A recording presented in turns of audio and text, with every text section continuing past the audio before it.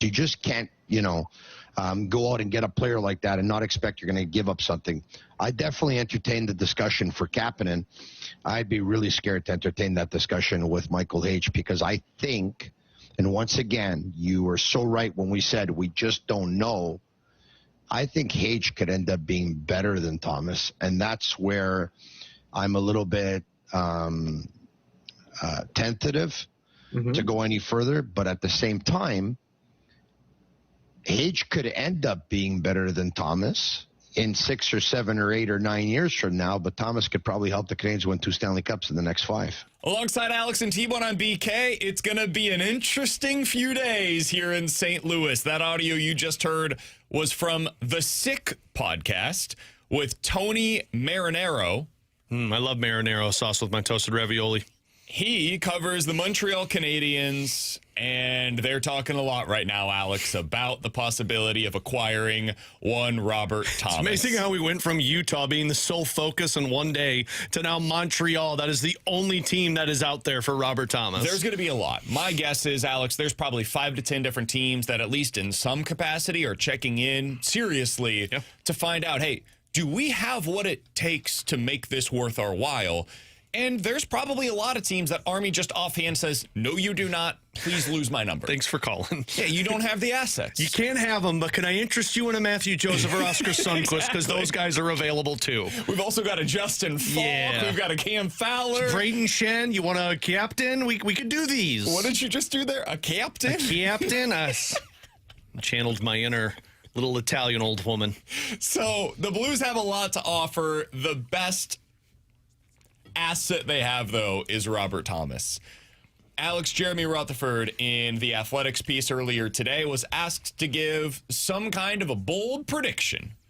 I know he loves these pieces. He wrote the following.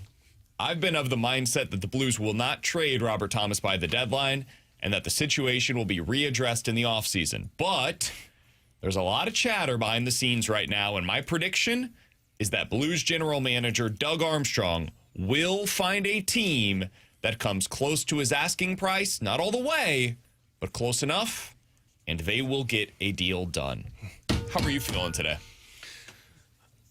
I'm kind of the same spot I was yesterday. I feel like this is going to get done on Friday. And if it doesn't get done on Friday, it's going to get done in the offseason. I don't see Robert Thomas being a part of this team. Now you've got more teams that are interested in him, or at least it's coming out from the national perspective, are calling about him and trying to make a competitive offer with Montreal. Boston's been tied to him, and Utah.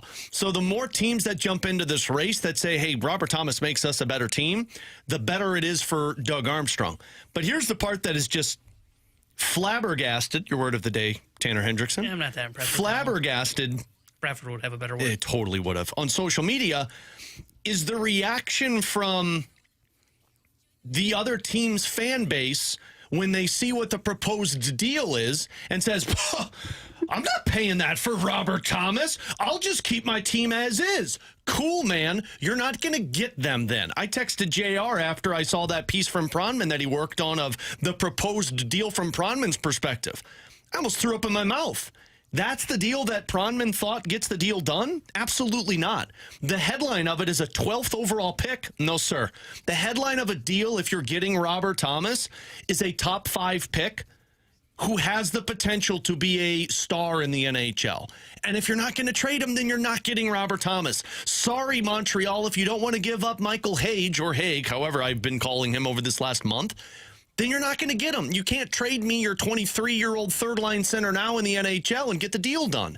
So I'm confident he's not going to be a part of this team next year because all of these rumors just don't come out for how silent Doug Armstrong keeps things around the St. Louis Blues.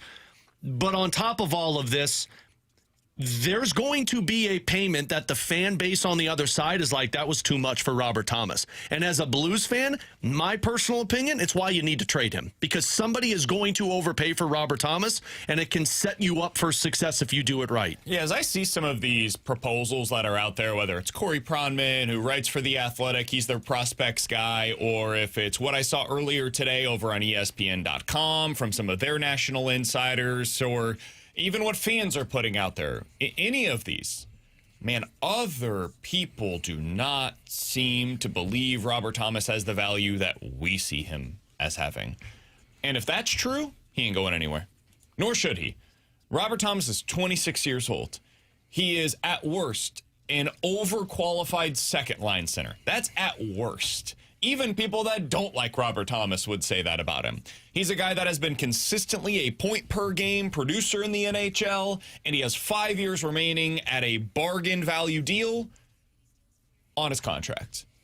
That is not a player that you should show any desperation to trade. No, it is a player that other teams need to show desperation to acquire. So the onus here is not on Doug Armstrong. The onus is on other teams to come with their best offers to go ahead and see if they can shake this thing free from the tree.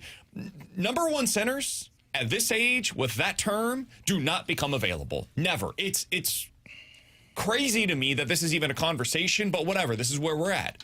So when I see, ESPN.com has a first-round pick from Dallas, Jesperi Kotkaniemi, Alexander Nikishin, and Ryan Suzuki as their best offer from the Carolina Hurricanes, I say, no, sir. Yeah. When I see them offering here from the Boston Bruins in return for Robert Thomas and Justin Falk, a center prospect, Mason Laurie, Casey Middlestat, a depth forward, and a first-round pick, I say no thank you. It's going to take a haul for the Blues to be able to make this kind of a deal. And that's why you see, I think it was Pierre LeBrun who just a little bit ago, it was released that he said they're asking for too much. Yeah, I'm sure they are. I'm sure other teams feel that way. They should feel that way. And the Blues should be asking for the moon and then a little bit more because they have no urgency to make this kind of a move given what his contract is, Alex. The way I look at this is I've looked at three teams that at least have been reportedly heavy on Robert Thomas. Boston, Utah, Montreal. The starting price, the starting point of a conversation includes Desnoyers or Iginla from Utah, James Higgins from Boston, and why did I just blank on the third team that we were... Montreal, Hage. Those are the three starting points. And if you're a fan of that team and says that's too much, well, then you're not making the trade for Robert Thomas.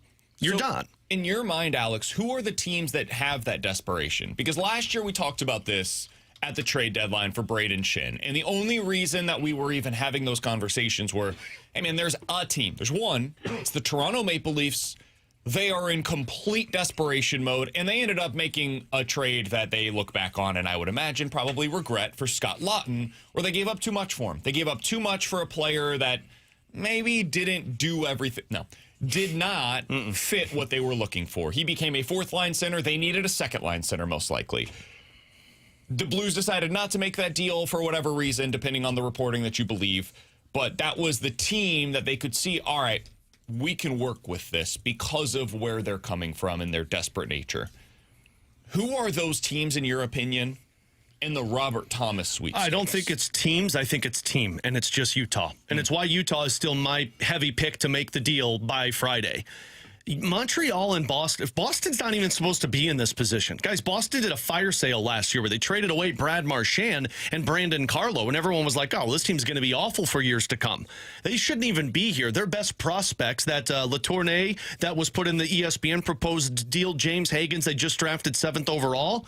When they joined that team, they're going to make them better. So Boston's smooth sailing right now. Their timeline is still probably a few years away from being cup contenders. And the same can be said about Montreal. I was reading Arpon Basu, who the athletic insider for Montreal, his piece today. Their timeline didn't have them set up to be cup contenders for another 2 years. So if I'm Montreal, I've got Michael Hage in my minor league system. I got this Zarkovsky who's performing over in the KHL. I don't need to make this move. Utah needs to make this move. And I'm not saying this like I know the ins and outs of what Utah believes right now, but let's be very blunt. Utah is in the same timeline as Minnesota, thinking they can win a cup. Colorado, thinking they can win a cup, because it's between now and 5 years from now, like 3 to 5 years from now. Dylan Guenther is young. Logan Cooley is young. They've got Iginla. They've got Desnoyers. But they want to win now because you're trying to strike when you've got Gunther, who's very cheap and cost controlled, while you have Logan Cooley, who's locked up to a long-term extension. You want to try and strike earlier rather than say, well, we'll kick the can 4 to 5 years from now, because you don't know what Gunther looks like. You don't know what Cooley looks like. You don't know what injuries pop up. Clayton Keller's an unrestricted free agent in, 2 years, I think. So I think Utah would be the most desperate team because maybe they can't beat Colorado now, but if I can acquire Robert Thomas now and give myself a good shot to make some noise this season, but in the next couple of years, I've got my roster in place that I can make some moves. That's why I'm not sure they're actually desperate right now. I think they would like to add a player like Robert Thomas, but I don't know that they feel that today. Why do I need to make this move right now instead of in the offseason? When I can go out there and see what else is available, and the likelihood is, hey, if we're not making this move, I'm not sure anybody's matching that asking price for Robert Thomas today. So let's just revisit these conversations in July as opposed to doing so in March. The only reason I would say that I think they're desperate is because they've tried to go out there and get this big-time player over the last year or so, and they've struck out every time. They missed out on Marner because he got traded his rights to Vegas, missed out on Bennett because he re-signed. They want to make a big move. They've been tied into Trocheck, who doesn't want to go to the West Coast. It feels as if Bill Armstrong's looking at this as what Cole Bagley told us yesterday. They've got all of these guys in their minor league system, and there's not enough spots for them to play on the roster. So let's go out there and address the issue now. And it's not just he's here for one playoff run. We've got him for 5 years. That's 6 potential playoff runs with Robert Thomas. Yeah. Let's go get him now and not try and keep getting the guy and strike out every time. I hear you. I'm in agreement that they would like to add this player. I just wonder, are they feeling like we need urgency to do it now? Do we need to do it within the next 4 days? Or do we feel like this opportunity, whether it's with Robert Thomas or maybe Austin Matthews or somebody else, is there somebody that could come, maybe Jason Robertson, somebody that could come available this offseason that makes more sense and that we can just wait? Because let's be real, do any of us think the Utah Mammoth are a realistic Stanley Cup contender this year? No, not this year. Then why make the move today? Because you don't know if Robert Thomas is available at the draft. Maybe. And sometimes when your feet are put to the fire, you jump. He might not be, but maybe Austin Matthews is. Maybe Brady Tkachuk is. Maybe you see Jason Robertson become available. And these are all different players. They bring different skill sets to the table. The difference today is I know Thomas is available. I don't know if those guys will be in 3 months, right? Like now I know Thomas is available and we've got all the minor leagues that you're talking about that we don't have room for. We can make this move now and at least guarantee that we lock ourselves in, that we finally land the big fish we've been looking for, or we can risk it again and see if we miss out in the offseason potentially, or those guys don't become available. And I'm seeing people react on YouTube saying they don't need to make this move because they have all of these prospects. Yeah, but if you're Utah, you don't want to wait 3 years for these guys to get NHL ready. You want to strike while your team is NHL ready. Like the roster that they have in place, all of these guys have marinated in the NHL. Like Desnoyers, I heard somebody mention yesterday, he's probably would benefit from having a year in the minor leagues coming out of juniors. Ginla, he's probably going to benefit from a year in the minor leagues. They don't have that luxury. Like Utah wants to try and strike now. And if you say, well, we'll worry about it in 3 to 4 years like Montreal or Boston is, you don't know what your whole roster looks like at that point. Alongside Alex and T-Bone on BK, if you guys want to get involved in the show, 314-399-9646. That's the Air Comfort Service text line. You can also get involved in that YouTube chat that Alex just referenced at youtube.com/101ESPNSTL. We're going to be joined by Derrick Goold, our new Cardinals insider for the show, coming up here in about 15 minutes. He'll join us weekly. Very excited to have Derrick Goold now as a part of the show on a weekly basis on BK and Ferrario. We can also hear from you via the mic drop feature on the 101 ESPN app. If you guys have anything you want to add into the Robert Thomas conversation, do that on the mic drop feature, the Scott Lee Heating mic drop feature on the 101 ESPN app. Coming up next, we do have our latest edition of the Bracketology from Joe Lenardi. A little bit of news to pass along, by the way. Jeff Passan reporting Atlanta Braves DH Jurickson Profar is facing a 162-game suspension after testing positive for a PED for not one, but the second time in his major league 3 career. years, Third time's the $42 million charm. last year, and he's played like 50 games for him. Yeah, at least this one they don't have to pay because he will be that's suspended without pay. Coming up next, what are we looking for tonight from Mizzou in Illinois? Talk about it here on BK and Ferrario.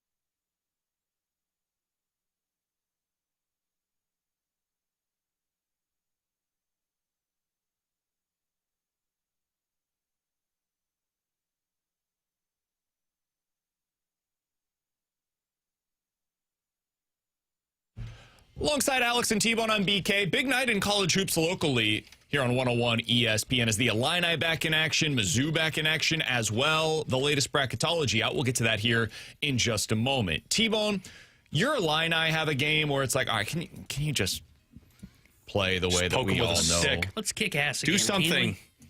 They're an 18.5-point favorite tonight at home against Oregon. Oregon's not good. This is the job that we think may open up at the end of the season because there might be a retirement situation with Altman.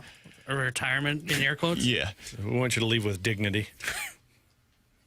You have no concerns, right? Like you feel pretty good about your Illini going to the last couple of games, home against Oregon, Maryland on the road. These are two games that should be served as like, get right, let's get our rotation back in order, let's play with some physicality. Everything's going to be fine, right? I think so, but like at this point, I'm back into that broken stage as an Illini fan, where I look at them and go, they've got a major problem. It was going to be here, man. We knew it was going to happen. If you can't get down and guard from the guard spot and you're getting beat off the dribble, yeah, you're going to be able to lose to anybody on any given night. So it should feel like a get-right game, but I don't feel great about saying that because right now defensively they're just getting beat by everybody. I didn't think they'd lose to UCLA, and they lost to UCLA. So these teams are worse than UCLA.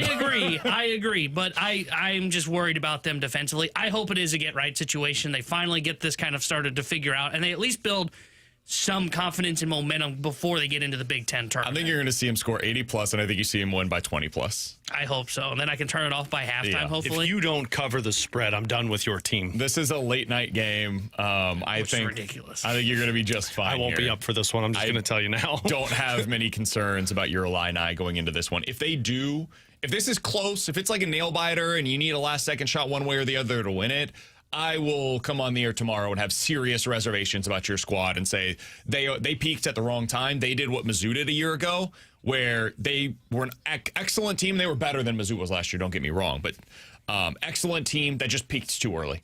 And ultimately, teams figured out how to defend them, and they didn't have enough time to adjust back to what other opponents were facing or were putting against them. Mizzou's in an interesting spot tonight. I think they have basically punched their ticket to the NCAA tournament. I think worst case scenario, they're in Dayton. I don't even think that's realistic. I think worst case scenario at this point, Alex, you're looking at a 10 seed. And they end up in the NCAA tournament pretty comfortably, not even a last four in situation. They just have too many quad one wins. Their resume is too good at this point, even if the predictive metrics don't love Mizzou as a team. And those predictive metrics are why they're a 2.5-point road underdog tonight against Oklahoma, who's just not very good. This is one of those that's a prove it game to me. Mizzou has proven it to me against Tennessee. They proved it to me with the way they beat Mississippi State. Mississippi State's no good, but they went on the road, and I didn't even have to watch the second half because of how much they dominated against Mississippi State over the weekend. A game that I was a little concerned about going in. This is one of those where you've now won 2 in a row. You're going on the road against a team that I think that you're better than. I think Mizzou is the better team in this game. They've had their struggles away from Mizzou Arena, and they're dealing with success really for the first time where they feel comfortable this year. At no point this year has Mizzou felt comfortable with where they're at. How do you respond to that? I'm fascinated to see what that looks like because my hope is they respond well. They look like the team that we've been watching lately. They go on the road and beat Oklahoma, and they beat them by like 5 to 7 points. Mm-hmm. My fear is they got comfortable. They're going on the road. They're going up against a team that's at least good enough to beat you, and you end up losing on the road by like 6. And that's why only bad things can come from this game. Because if that happens, then you're going into the tournament in a terrible spot if you're Mizzou. And I don't think that's going to be the case. To me, they've done the job that they needed to do to get into the tournament. They beat the teams that I don't think people expected them to beat in terms of Tennessee and Vanderbilt. And now I think it's just Mizzou, like you said, it's your last chance to make a statement of we're going to be a tough team to play with in the tournament. Because I don't think Arkansas at home is going to provide that for you. It's probably going to be the senior day for a lot of those guys. Like that to me is just the cherry on top of a season. I don't know, man. If you beat Arkansas at home in the final game of the regular season, I feel pretty good. You feel good about it. But like I think being on the road and where you've been at this season in terms of inconsistency, I think this is the one that you can kind of stick the landing going into the tournament. This feels like a trap game to me. 100%. Because you're right. They finally are starting to feel a little bit comfortable. You go on the road to an Oklahoma team that pushed you the last time that you saw them on your home floor, which required, I think, 2 buzzer beaters, if I remember correctly, to get that win. And then you're looking ahead to Arkansas. So, like, this screams a trap game. To me, it is more of like, I think you're not going to learn anything great about the team in this game outside of like, okay, they should just win if they're the favorite. And I think they should be the favorite. I don't understand this line. I get it. It's on the road, but they're a better basketball team.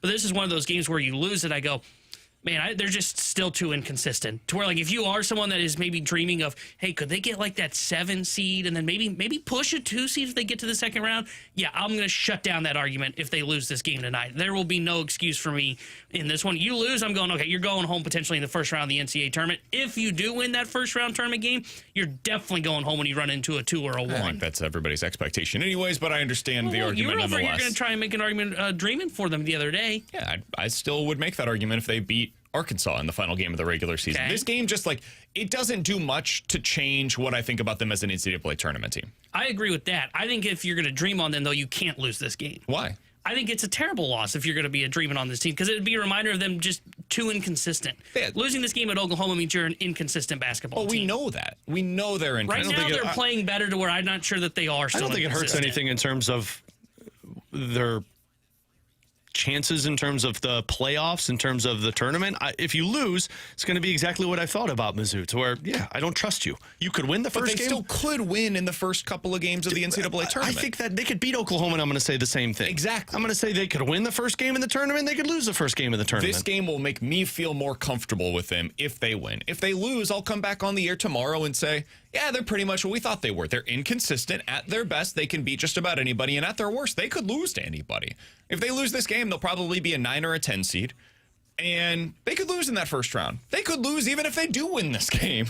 That's just who they are as a team this year. But that Arkansas game, to me, will once again serve as more of an indicator on their ceiling for the season. That's what I'm more interested in them, because I think at this point they're going to land somewhere between 7 and 10. The change in that is not really that significant because you're either going to play a 1 or a 2 seed regardless in the second round.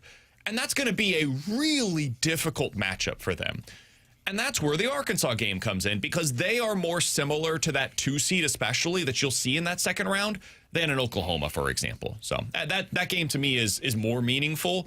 But for those curious, Joe Lunardi's latest bracketology is out. He has Illinois as a 2 seed still in the St. Louis region. They would take on ETSU in the first round and then potentially one of St. Mary's or SMU in the second round. T-Bone, I don't think you could ask for much of a better draw than that. No, I'm surprised they're still on the 2 line. I would feel good if that's what their draw is for the first 2 rounds. I would expect them to be in the Sweet 16. For Illinois, they got a good draw. For Mizzou, let's go with SLU first. SLU, I would say not a great draw. No. Iowa in the first round, 8-9 line, and then potentially Duke in the second round. Yeah, you're done. Yeah, well, if you get past Iowa, I think you might struggle against Iowa. And then for Mizzou, they've got them as a 9 seed in the San Diego, the West region in San Jose. They would start out in San Diego playing against Clemson. I think they could win that game. Second round, Arizona. Good night. Cool. See ya. So 2 of the 3 are going in the second game. Most likely. All right. Perfect. That's kind of what we're looking at here. That's what we all thought. Alongside Alex and T-Bone, I'm BK. You've got BK and Ferrario here on 101 ESPN. In 15 minutes, we'll get into questions and answers. 314-399-9646. That's the Air Comfort Service text line to get involved in the show. But coming up next, happy to be joined by Derrick Goold, Cardinals beat writer for the St. Louis Post-Dispatch. He'll join us for the first of his weekly conversations here on BK and Ferrario.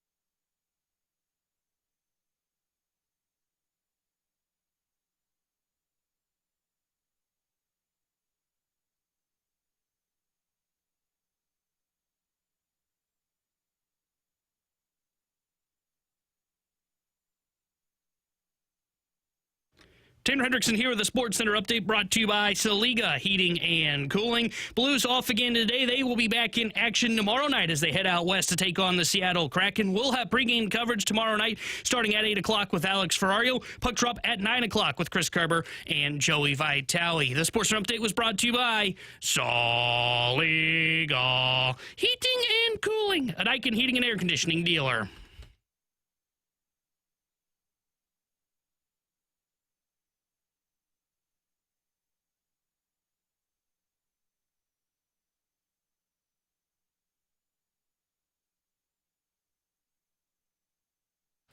Alongside Alex and T-Bone, I'm BK. Happy to go out to the Callier and Thompson hotline to be joined by our friend, the Cardinals beat writer for the St. Louis Post-Dispatch. He is Derrick Goold joining us here on BK and Ferrario. Derrick, I appreciate the time as always. Hope Jupiter's treating you well. How you doing today? I'm good. Yeah, it's nice here. A little off day, a little break in the schedule, but plenty of stuff to still write about. But yeah, it's lovely. It's been a lovely day here. Derrick, muggy the last few days. You can't beat it. It has not been quite so lovely. It's cloudy. Here in St. Louis. I think it stormed last night, so it's beautiful here too, Derrick. I heard. I get feedback. Yeah. So it kind of feels like a metaphor for this team. We're down there, everything's feeling good, and back here when they get back to St. Louis, the reality hits where the games actually start to matter, and maybe it's not going to be as rainbows and butterflies as it has been in the past. Derrick, one of the things that we've come to know about this team is every spring you see some kind of an extension. It's gone away recently, but this year we got one with Ollie Marmol signing that extension over the weekend. What was your reaction when you saw that news, and what do you think it says about the team that they're willing to commit to Ollie Marmol at this point in the rebuild? Yeah, it's been a topic of conversation, really. I mean, or at least I've been asking about it, since the end of this past season, particularly after Chaim Bloom took charge and moved into the president of baseball operations seat. Was, all right, how did he look at this next year? And how did he look at all the conversations he had with Marmol about the direction they were headed in the previous year? And I thought this would be kind of a real, just how those conversations went would both reveal their relationship, their shared vision, but also like what were the Cardinals going to say about, what they wanted to do in the coming years and who they wanted to be a part of it. Was Chaim Bloom going to spend this year, 2026, sort of knowing the staff, knowing the direction, as well as knowing the roster that would be held together to be the next Cardinals contender? Or did he already have some in mind, and was he going to borrow from it, especially like in a prominent spot like manager, to help shape that, right? And it really was clear, just as I asked and as I talked to folks throughout this winter, that Bloom and Marmol had a connection that goes back to when Bloom was an advisor. And a lot of things that Marmol did, the presence he had, the participation he had, even as the major league manager, in helping Bloom, kind of reorganize, reimagine, and then launch the player development over the past year. So for me, when I ask around and you start hearing that they're close to a deal and trying to pin down, when that happens, it was a sense of inevitable, right? They clearly harmonized on a lot of the things that they wanted to do. Ownership has been pretty consistent that they wanted Marmol to stay in place as manager, and Bloom felt that they shared enough. I think alignment is the word that he used, but they also just shared a lot of the same thoughts going forward, that it made sense to make it happen. I don't know how much stock you put into it, Derrick, and how much Cardinals fans put into it, but just the pictures that I saw at that press conference, there were a lot of Cardinals players in attendance. How meaningful was that in playing into their decision of the relationship he has with those guys who are all younger players? Yeah, I think there's a few different elements to that. One is usually, a press conference like that is down here has been held outside. And so there's a collection of players kind of out of the frame. But here was indoors because of the weather, and also because it gave them a chance to show off part of the new facility that they want to use for press conferences. And so it was a little bit more of a condensed room. To be candid, I mean, I've seen a lot of players attend those. I've seen teammates attend the extensions. I've seen members of the front office attend when John Mozeliak got his extension down here. I think one of the more revealing moments was actually when Mason Wynn booed Ollie Marmol. I'm sitting there, Mason's 2 rows behind me. Marmol's walking in with DeWitt and, these other, folks, the executives of the team. And Mason just kind of cups his hand and goes, boo. And then gives this big grin to Marmol, who just can't stop laughing. And that kind of captured the relationship that the manager has with this team. I mean, it really kind of connects with the younger team. They have, in Mason's case, he's the only manager he knows. And for a lot of these guys, that's going to be the case here.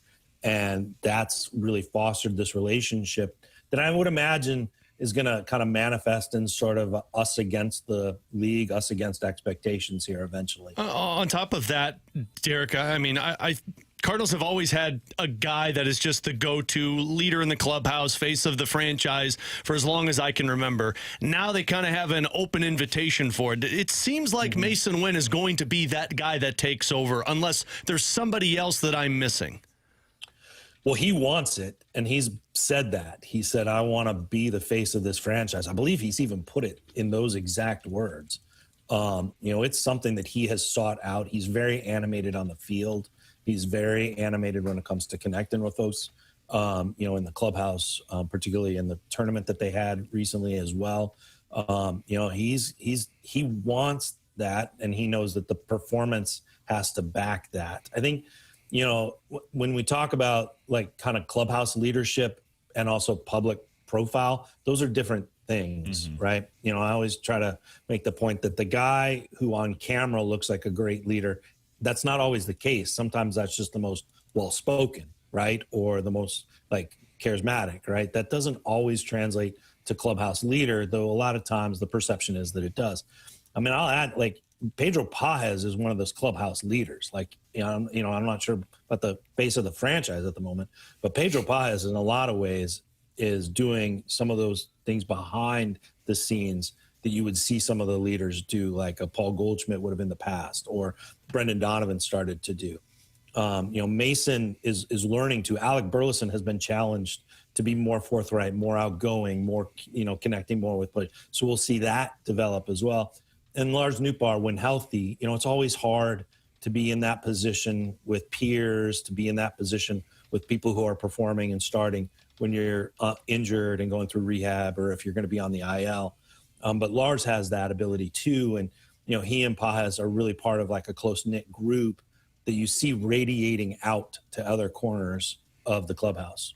We're talking to Derrick Goold here on 101 ESPN, Cardinals beat writer for the St. Louis Post-Dispatch. That's where you can read his latest piece, which posted earlier today. We're reading that before the show on his way too early Cardinals roster projection for opening day. You can find the link to that on his Twitter account, @DGould.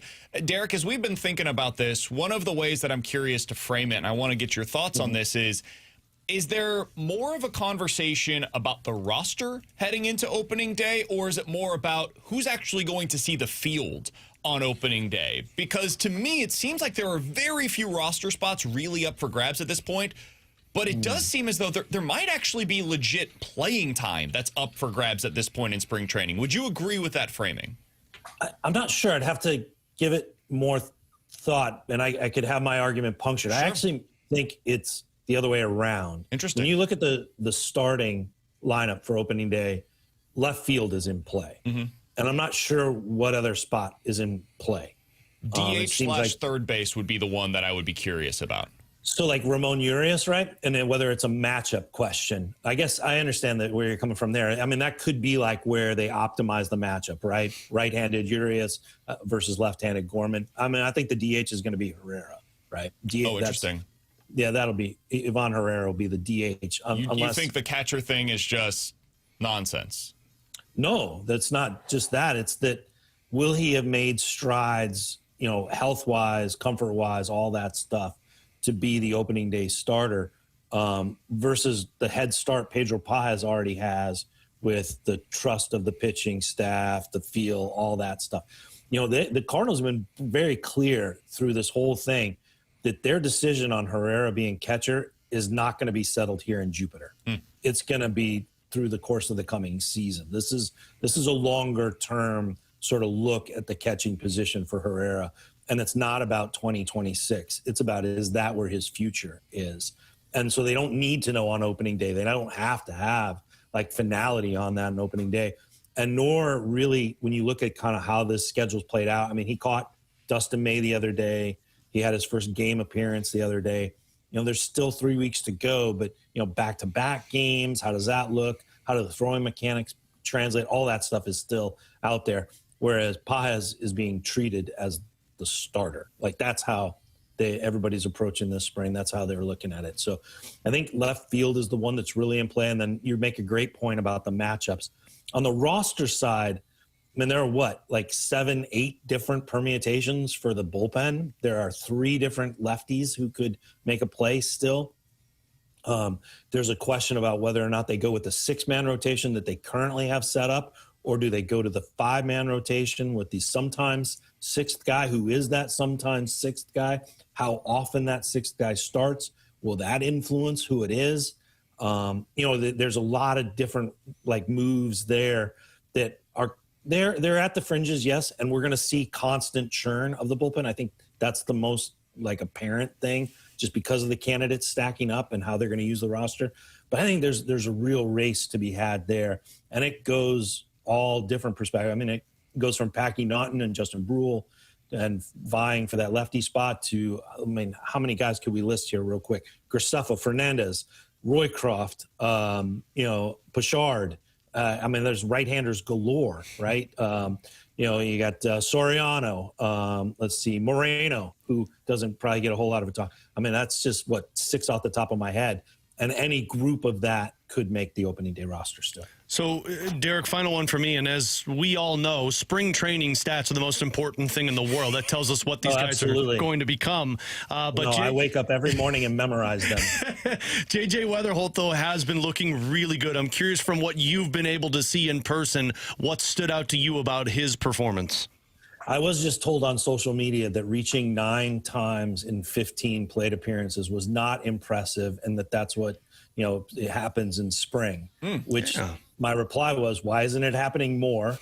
And why aren't we having 5.5-hour games where there are more runners on base than outs? I just never seen that. But hey, social media, man. Yeah, no, 9 out of 15. And they're like, well, that's not impressive. I mean, I guess so. I mean, it's not impressive in the sense that 11 out of 15 would be better. That is true. The math is checking out. Yeah. He's J.J. Weatherholt, Derek. It should be 13 of 15. Yeah, no doubt. Sources indicate that would be more impressive. Goodness. I mean, look, his command of the strike zone is real. It's very impressive. He's a very polished hitter. I'll tell you guys what I said the other day. I was talking with some scouts here. They were asking me about camp, and I was like, I think he might be the best hitter in camp, like today. And that's taking into account all the guys returning from the major league team of last year. And just his presence, his feel, he's going to see more competition, and we'll know for sure.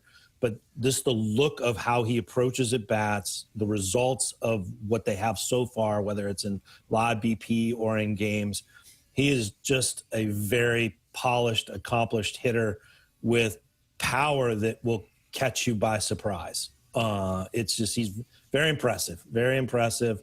And the numbers are, I mean, they're walks, right? They're not hits. He's not banging extra base hits off the wall. But you know what? It's spring. And a command of the strike zone this early on is suggesting he's not going to get fooled by guys who don't yet have their command, who are throwing breaking pitches that they're not landing. But when he does get a pitch to hit, he's done so with authority. Derek, final question. We'll get you out of here on this, and we appreciate the time as always. We have not seen yet what Dustin May looks like in a spring training game. You guys have seen him, though, on the back fields. We saw Richard Fitz and some of the stuff that is there with him and some of the velo that exists for him already. Very impressive. I'm very curious. I mean, this is a rotation that has been, you know, they kind of hang out in that 90 to 93 range most of the time in terms of the velo in recent seasons. Not anymore. What has it been like for you to see such a quick transition to the stuff that you have seen in spring training this year? Overdue. A quick transition, but 5 years late. How do you say that?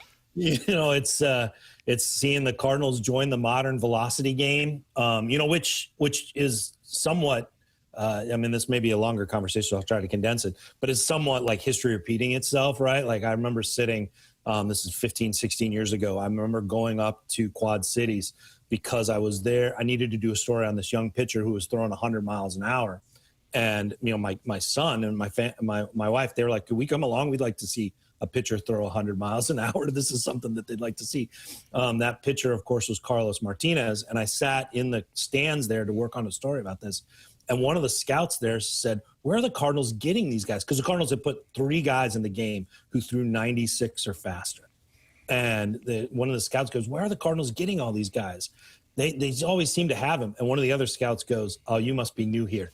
Because the Cardinals at one point in time had no one throwing 95 in their farm system, averaging 95 in their farm system just a few years earlier. So it feels like history repeating itself a little, just at a higher decibel level or at a higher octave. You got 99 on the backfields for Dustin May, 97 from Matthew Liberatore, which probably doesn't get talked enough about.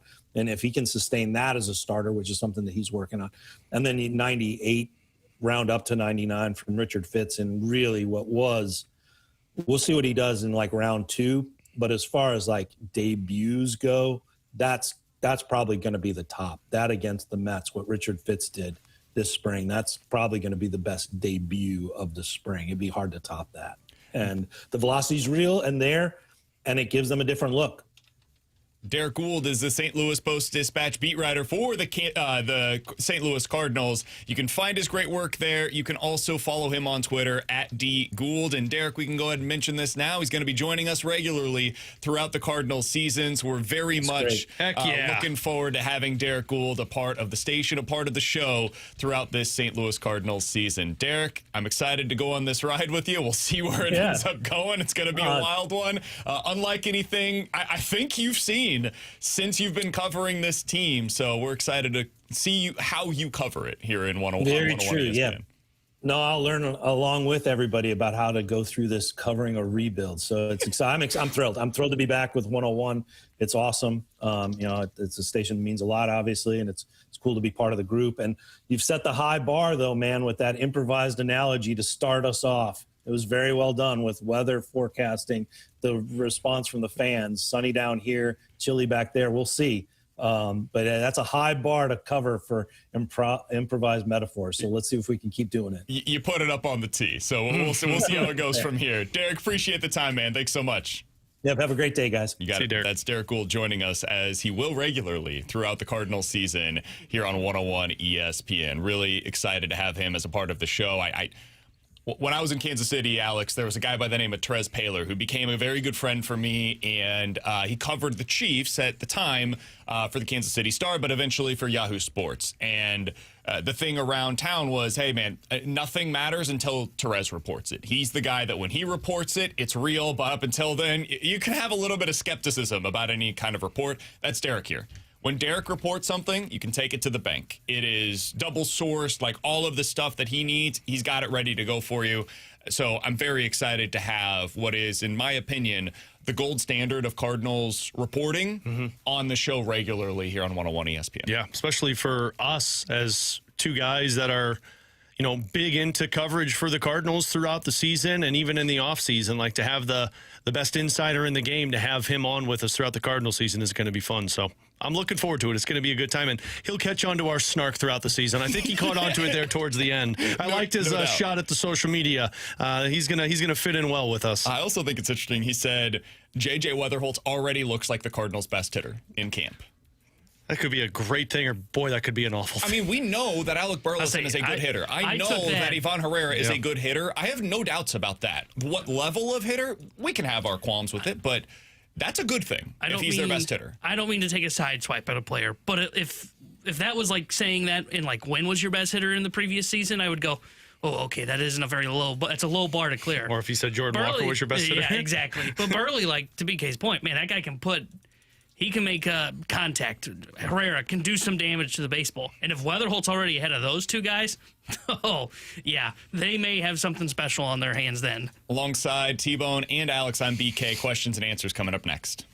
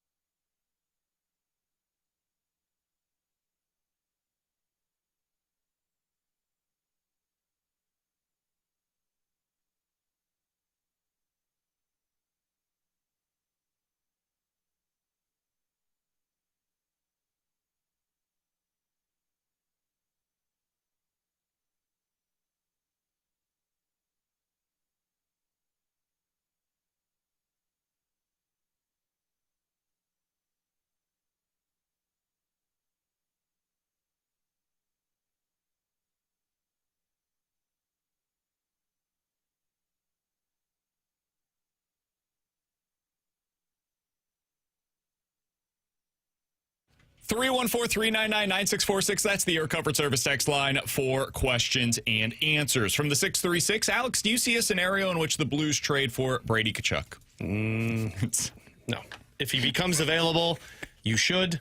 No, I don't. I don't think. I think all of this whole Brady Tkachuk is going to get traded, Austin Matthews is going to get traded, is pure poppycock. Look at that.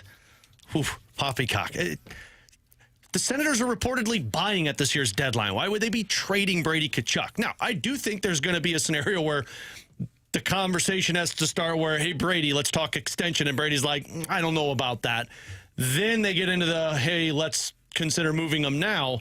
It ain't right now if you're the Ottawa Senators. From the 314, guys, why do you think people outside of St. Louis are undervaluing Robert Thomas? Is there something that I'm missing? I think it's because he's available. And when guys become available, there's that, what's going on here kind of situation to it. And I think other teams will look at it and say, well, if you want him to go, I'm not going to give you full value for him. So I think it's that simple. Also, the points production, while impressive, has not been 100 points in his career, and he is not somebody that has ever scored 30 goals in a season. Yeah. So you look at all of that, you add it up, and you say, we'll get him on the cheap compared to what his true value probably should be. That's where it is. It's the goal production. People see it and say, well, he's not a 30-goal scorer, so I'm not going to trade for him. Like Jack Eichel, I was just looking at this. Jack Eichel and Robert Thomas in the first 5 seasons of their career nearly had the same point-per-game total. But Jack Eichel was a guy that scored 30-plus goals multiple times. People don't value the defensive side of a centerman. People only value the offensive side of a centerman, and Robert Thomas's best asset, in my opinion, is playmaking ability and how good he is defensively. I also think a lot of this has nothing to do with Robert Thomas and everything to do with fan bases overvalue their prospects. From the 505, if you weren't a St. Louis sports fans, what team would you follow for MLB and NHL? Ooh, so set aside the Blues and the Cardinals. What team would you be a fan of in Major League Baseball and the NHL? Dodgers, so I can always be happy. I'll set aside the Royals as well because that's my hometown team. So I'll set aside the Kansas City aspect of this. Hockey's a tough one. I think I'd be an Oilers fan in hockey. When you got McDavid and Draisaitl, I mean, they're just. I've been in attendance up in the press box. It is special watching those guys on the ice. I think it would have to be like an Edmonton or I don't know, man. Like. It's weird to say, but Montreal is a really fun team to watch. And I know we're talking of a potential trade with Robert Thomas. Man, Montreal has a entire core of players that are 25 years or younger, and they're all dynamic. Baseball, man, I really think it would have to be the Dodgers. I got to root for one team that at least just wins. I've always been a weird... you just pick teams each season that you kind of root for in terms of individual guys' performance. I've never really looked at a team and said I'd put my poll down on that team, Would you put your poll down on that team? I would put my poll down on the Dallas Stars.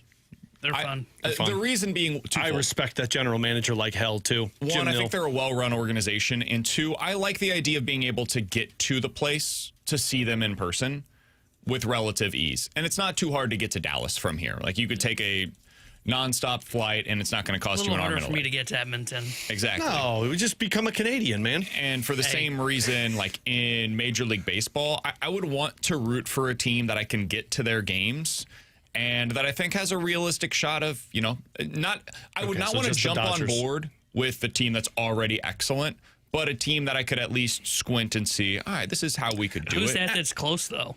Because that's a tough one. Outside, if you take away the Royals, because I would probably say Royals would be the answer. Yeah, the Royals would be my answer for all of those reasons, but... I think you have to ask me the baseball question post-lockout. If I'm going away from that, I'd probably go Detroit. I'd probably go with the Tigers as my team. I was kind of thinking Arizona. I've got the best pitcher in Major League Baseball, maybe, and I've got some young talent, and it's not terribly far for me to be able to root for them. And I've seen them in the past at least spend some money, so that'd be the organization that I probably root for on the baseball side of things. It's not ideal. So you put your poll in... Yeah, Detroit and Dallas. Detroit and Dallas. Cool. Coming up in 15 minutes, we'll play a game of Bet It or Forget It. You guys give us a scenario. We will tell you if we're betting it or forgetting it here on 101 ESPN. But next, would Blues fans embrace a rebuild the way that Cardinals fans have? We'll talk about it here on 101 ESPN.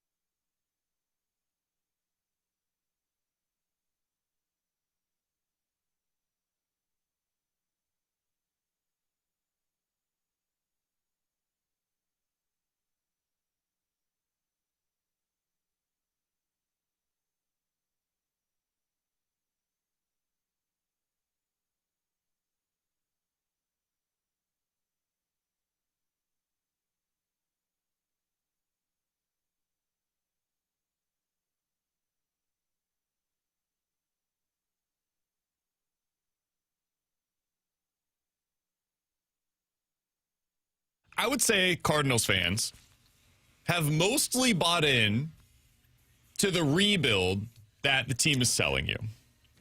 Fix yourself. Take two. I would say Cardinals fans have mostly bought into the build that the Cardinals are selling right now. Nailed it. Oh, I had no idea what you were referencing there. He knew. I do not know how Blues fans would feel about doing something similar. Alongside Alex and T-Bone, I'm BK. I can tell you how one pre and post game is going to feel about it. Alex, if the Blues decide to trade Robert Thomas, that would be signaling, in my opinion, a rebuild coming your way. They'll call it a retool, but yes. That would be the move that serves for them what the Brendan Donovan move was for the Cardinals. Now, I think Robert Thomas is a better player than what Brendan Donovan was, but the idea remains the same. If you're trading this guy, well, then just get rid of all of it, because we're clearly not trying to win right now. You're trying to build for 3 to 5 years from now. How do you think that would be received? So, not well. But I think there would be a wide range of optimism that it can be done faster, if that makes sense. And that's why I don't think it'll go well. I don't know. Like, hockey is such a weird sport to where, like, you get the right player in the draft, you acquire a couple of guys who have marinated in juniors, they mesh well, and they play well. Like, sometimes it happens fast. I'm not banking on it, but sometimes it does.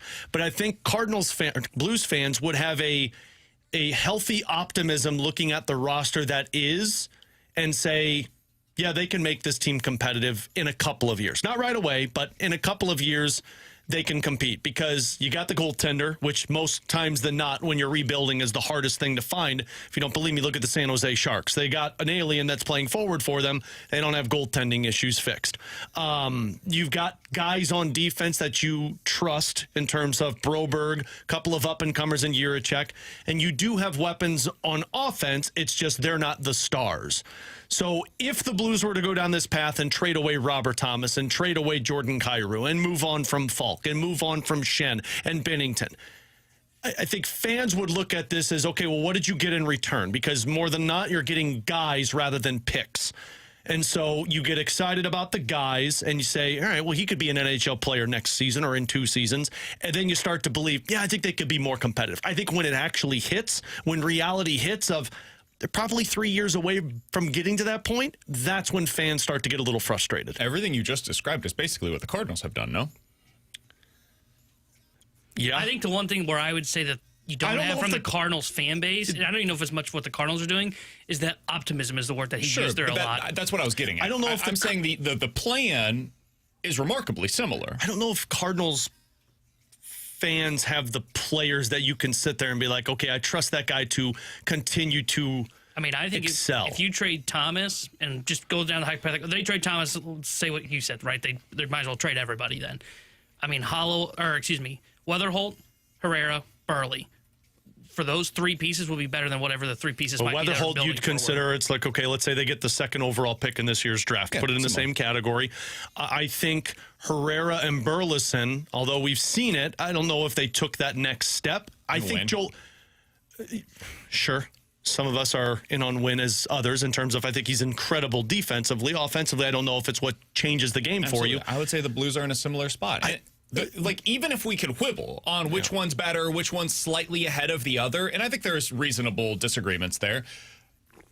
Why I ask that question, Alex, is because I think it's merely a matter of perspective and optimism among Blues fans as opposed to the pessimism that exists right now from Cardinals fans that would lead you to believe that this is closer than where the Cardinals are at. I think the reality is they're probably in a pretty similar spot. Probably. Now, that could change. You know, you hit a couple of things, you get a couple of things right, and baseball, make a couple of good bets. Baseball prospects develop slower than hockey prospects, in my opinion. Like, I think if you get I think if you get the right guy, sometimes hockey players click quick. See, I think that's Same baseball. thing's true for baseball. Yeah. The best I think there's dude... Weatherholt could be I guess that's true. Weatherholt's already there. Yeah, you're right. And if you're picking in the top 5, sometimes those guys, fly through the system. I mean, Liam Doyle could be up by the end of this year. Yeah, It's you're possible. Right. So the reason I bring all of this up is because I think they're in similar spots. I think it will be treated quite differently, though. I agree with you.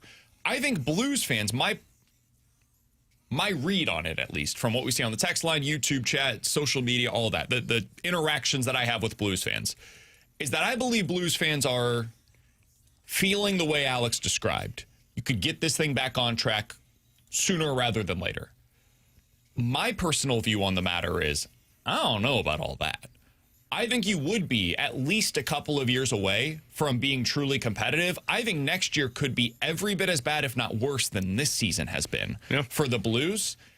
And I don't think it would be viewed that way going in. And that's the worst place to be as a fan base, is disappointed when you're in the midst of a rebuild.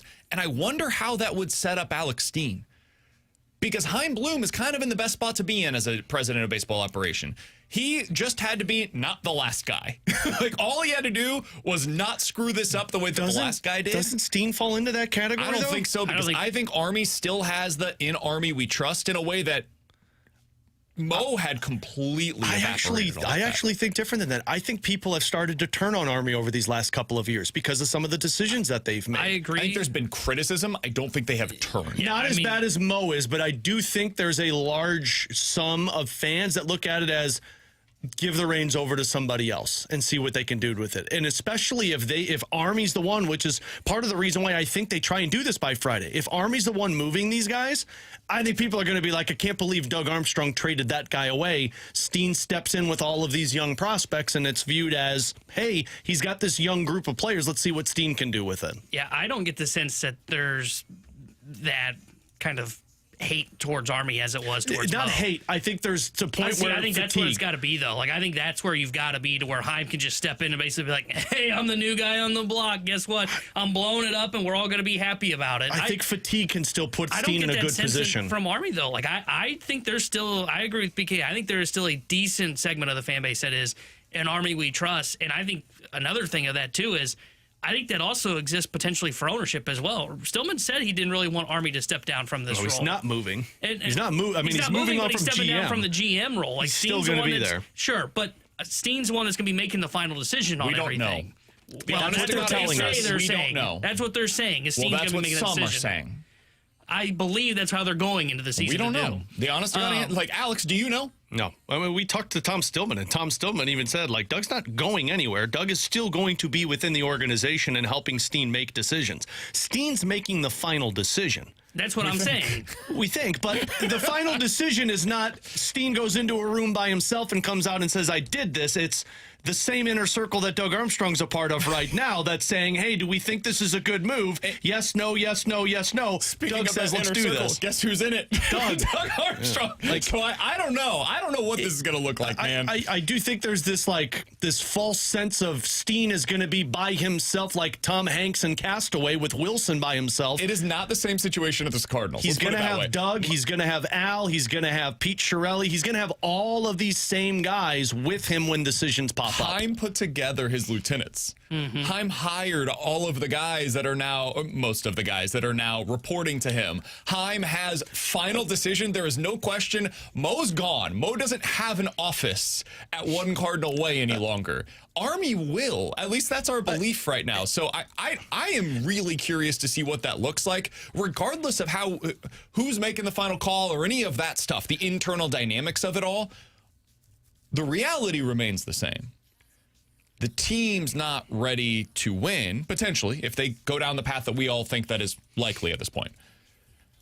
And I will be fascinated to see what the reaction is among Blues fans in the event that they decide we're going down this path of going young. We've already been mostly bad for the last 4 years, and now you're going to live through even more pain.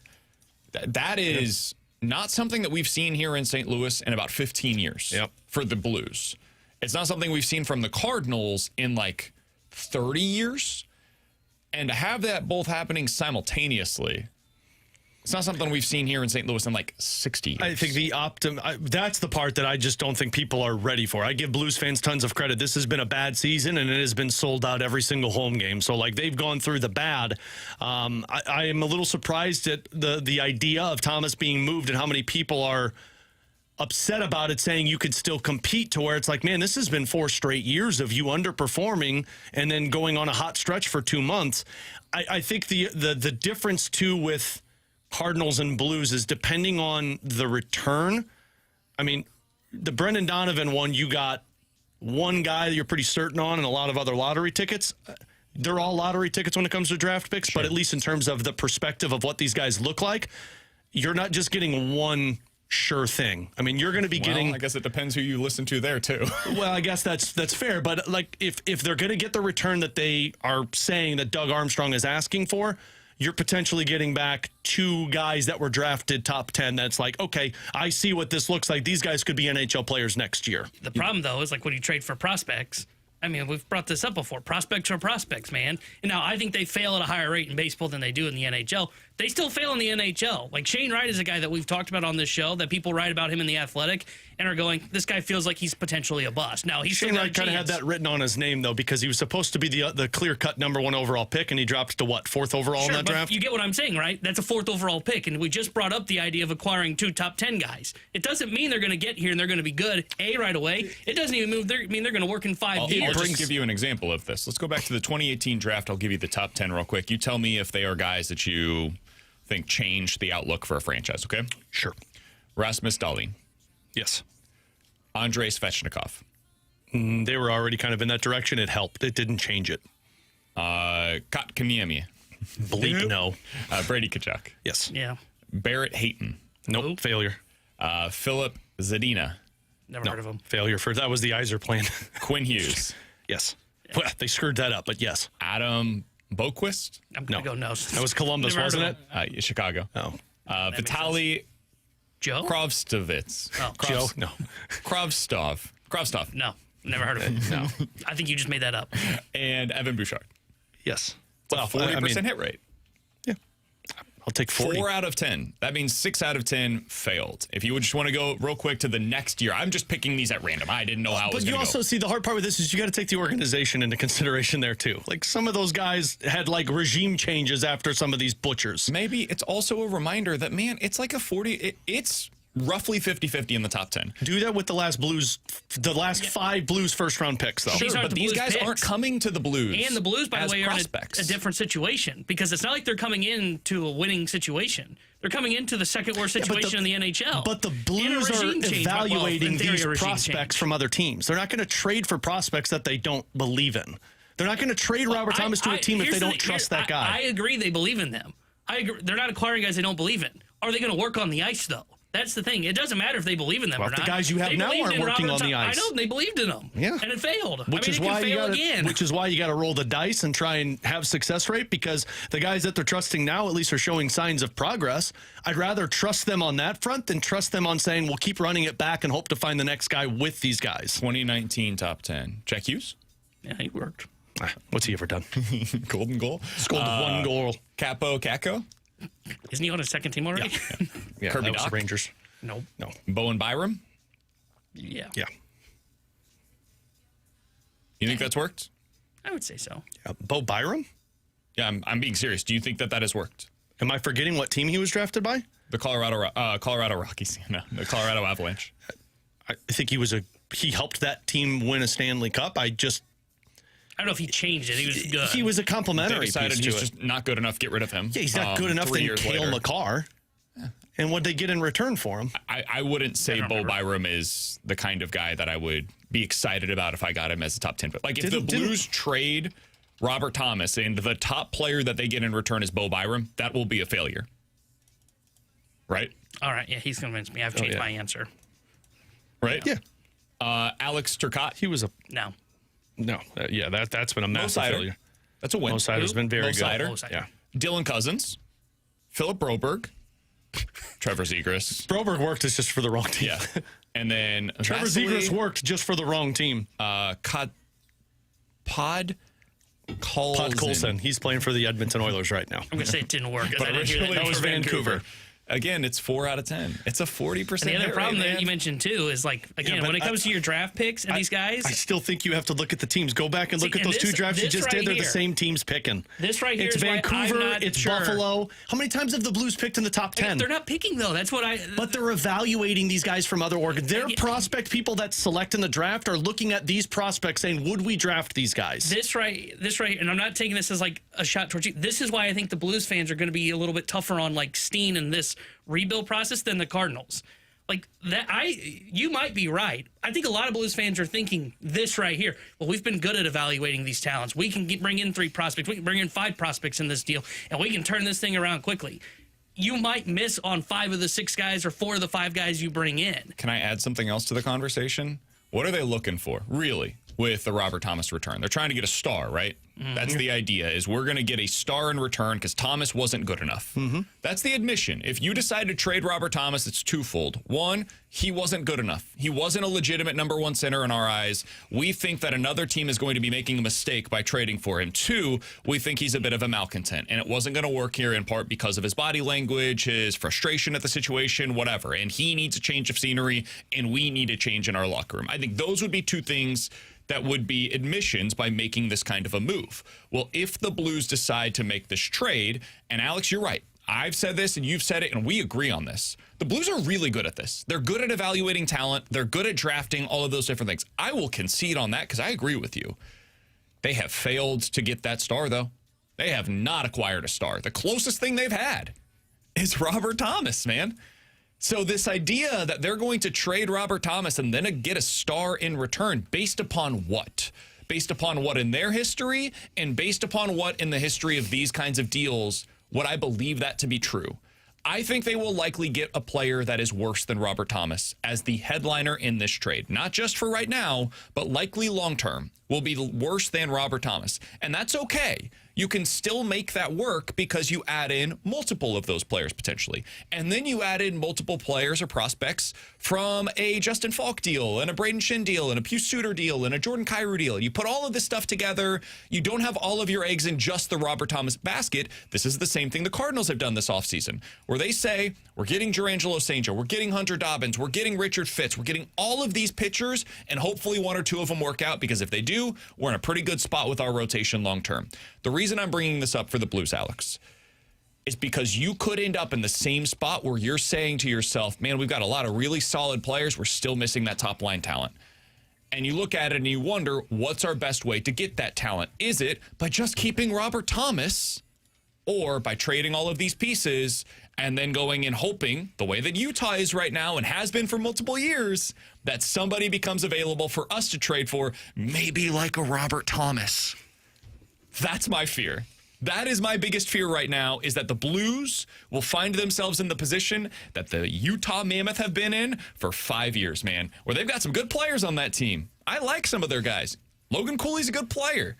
I mean, how many times have we seen the Blues go up against them? Man, Nick Schmaltz kicks the crap out of the Blues every time they play them. They've had Jacob Chikrin in the past. Like, they've had really good pieces. They can't put it together. The 2 scenarios. That's the destiny that you might find yourself in if you're the Blues and you decide to make this move. But the 2 scenarios you just presented to me, I'm stuck in both scenarios. One, I know I'm going to continue to be stuck. The other one, I don't know if I'm going to continue to be stuck. That's where we have differing conclusions to the same thing.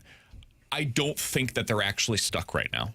I think they feel stuck, but I think they've got moves right now. I think they could make a move to get a bunch of prospect capital in return for Kyrou, for Shin, for Falk, for whatever else you decide to move. But you're not getting the same level of talent for those guys. Agreed. I'm also not trading my number 1 center in this scenario, so I've still got that in place. Then I get the number 2 overall pick or the number 1 overall pick. I'm adding that prospect. I've got all this prospect capital in return for whoever I decide to deal at this year's deadline, plus the offseason. Then I can either use that capital to continue to build my team, or flip some of that capital to go get more pieces that are ready-made NHL players for 2026 because of all of the money that I now have available. They could also, if they decide to make these moves with Shin and Falk and all that, man, they could be players in free agency next offseason as well. Yeah, but you're already, we've heard Doug Armstrong say this, you're already number 10 on that list of places that you want to go. Maybe, but you know what makes that a little easier for you? is the almighty dollar. And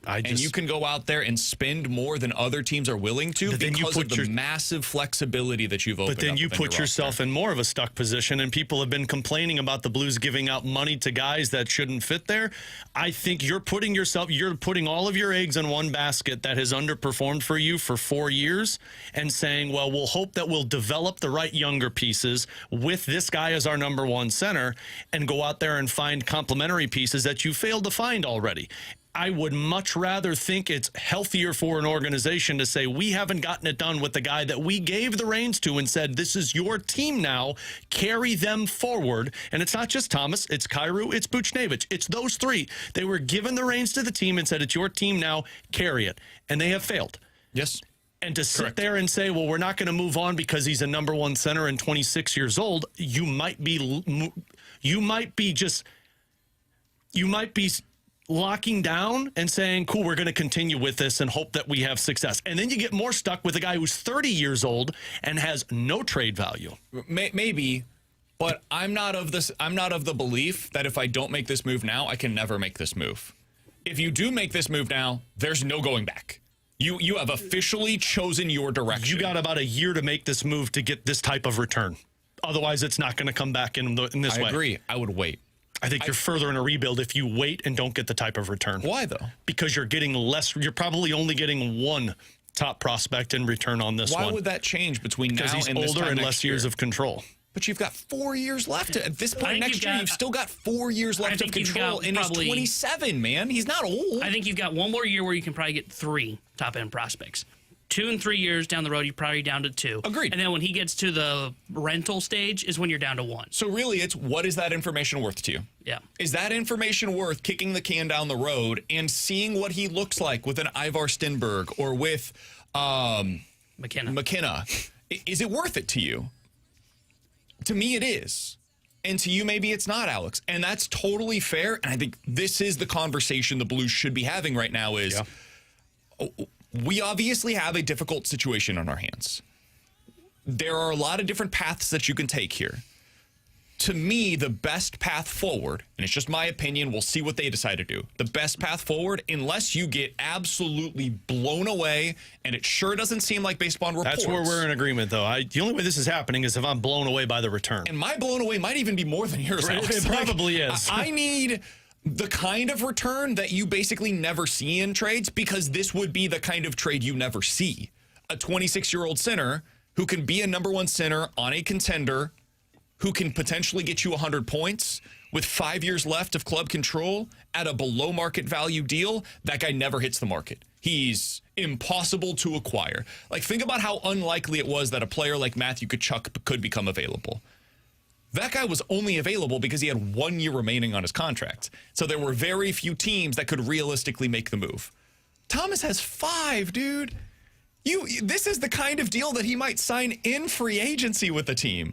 And you're just acquiring the deal, and instead of being the top of the market for free agent dollars, you're getting it at what is a totally reasonable deal, even if he is just a second-line center for you long-term. We're talking about Booch and potentially making it work with him making the same amount of money as Thomas as a third-line center. Well, that's just because we're stuck. And Thomas on a great team would be a second-line center. I wouldn't do it. I wouldn't do it, and I understand there are a lot of arguments that can sway you.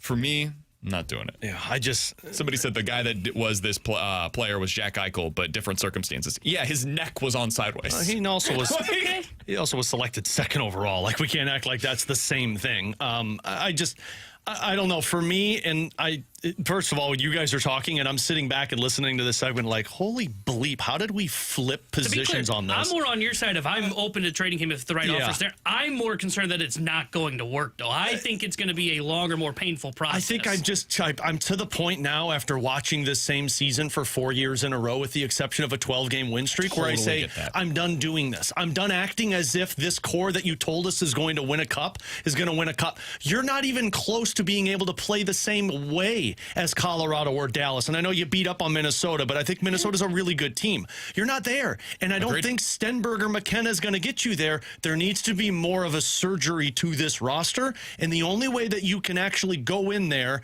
and surgically repair this is to trade. Stop nodding your head. You're making me uncomfortable. I'm in agreement with everything you're saying so far until this last part. The best piece that can turn this around is the guy that nobody wants to trade away. Because what you're going to get back for Kyrou, guys, what you're getting back for Kyrou is at best one top prospect. Agreed. At best. Maybe it's a borderline NHL player. Agreed. At best. You're getting a first-round pick hope in Falk's return. Correct. In Schen's return. Correct. The only piece that is going to potentially fast start this rebuild is what you could get for Robert Thomas if you get the return that we've talked about, to where we're talking 3 top 10 equivalent picks. Correct. And it's a lottery. Agreed. Agreed on all of that. It's a lottery. But you know what also is a lottery? To sit here and say, we'll keep Robert Thomas and hope to get the 2nd overall pick, get bounced down to the 5th overall pick, draft a defenseman, and then act as if you're going to run it back next year. Hey, remember when we had the conversation before the show today, and we had this segment slated for 11:15? I told you 3 segments. And then we said, we got Derek at 11:30. Let's go ahead and push it to 12. And then Alex said, T-Bone, go ahead and have the 3-segment hour prepared. I've already been working on it. T-Bone, go ahead and have the 3-second hour. 314-399-9646 is the Air Comfort Service text line to get involved in the show. Also from the 573. Alex, you do not know this. This is your opinion. Correct. That's the entire premise of the show. Better to forget it next year on 101 ESPN.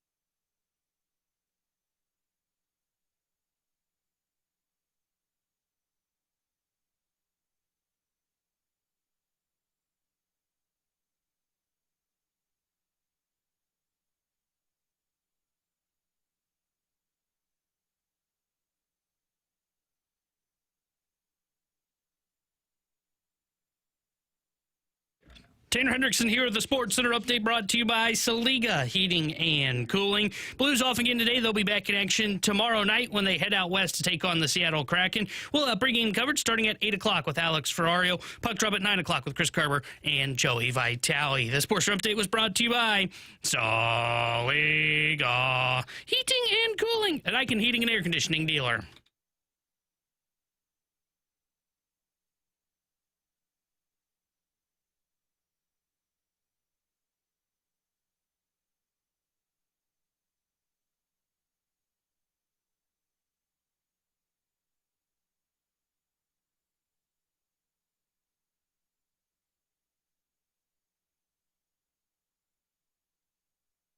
Ooh, 314-399-9646. That's the Air Comfort Service text line for Bet It or Forget It. You guys give us a scenario. We will tell you if we are betting it or forgetting it here on 101 ESPN. T-Bone moments ago. So what were we supposed to be doing here? Cardinals. I tried to tell you guys, let's just stick with the Blues as the one segment. We'll get through it. Yeah, it's supposed to be 30 minutes later.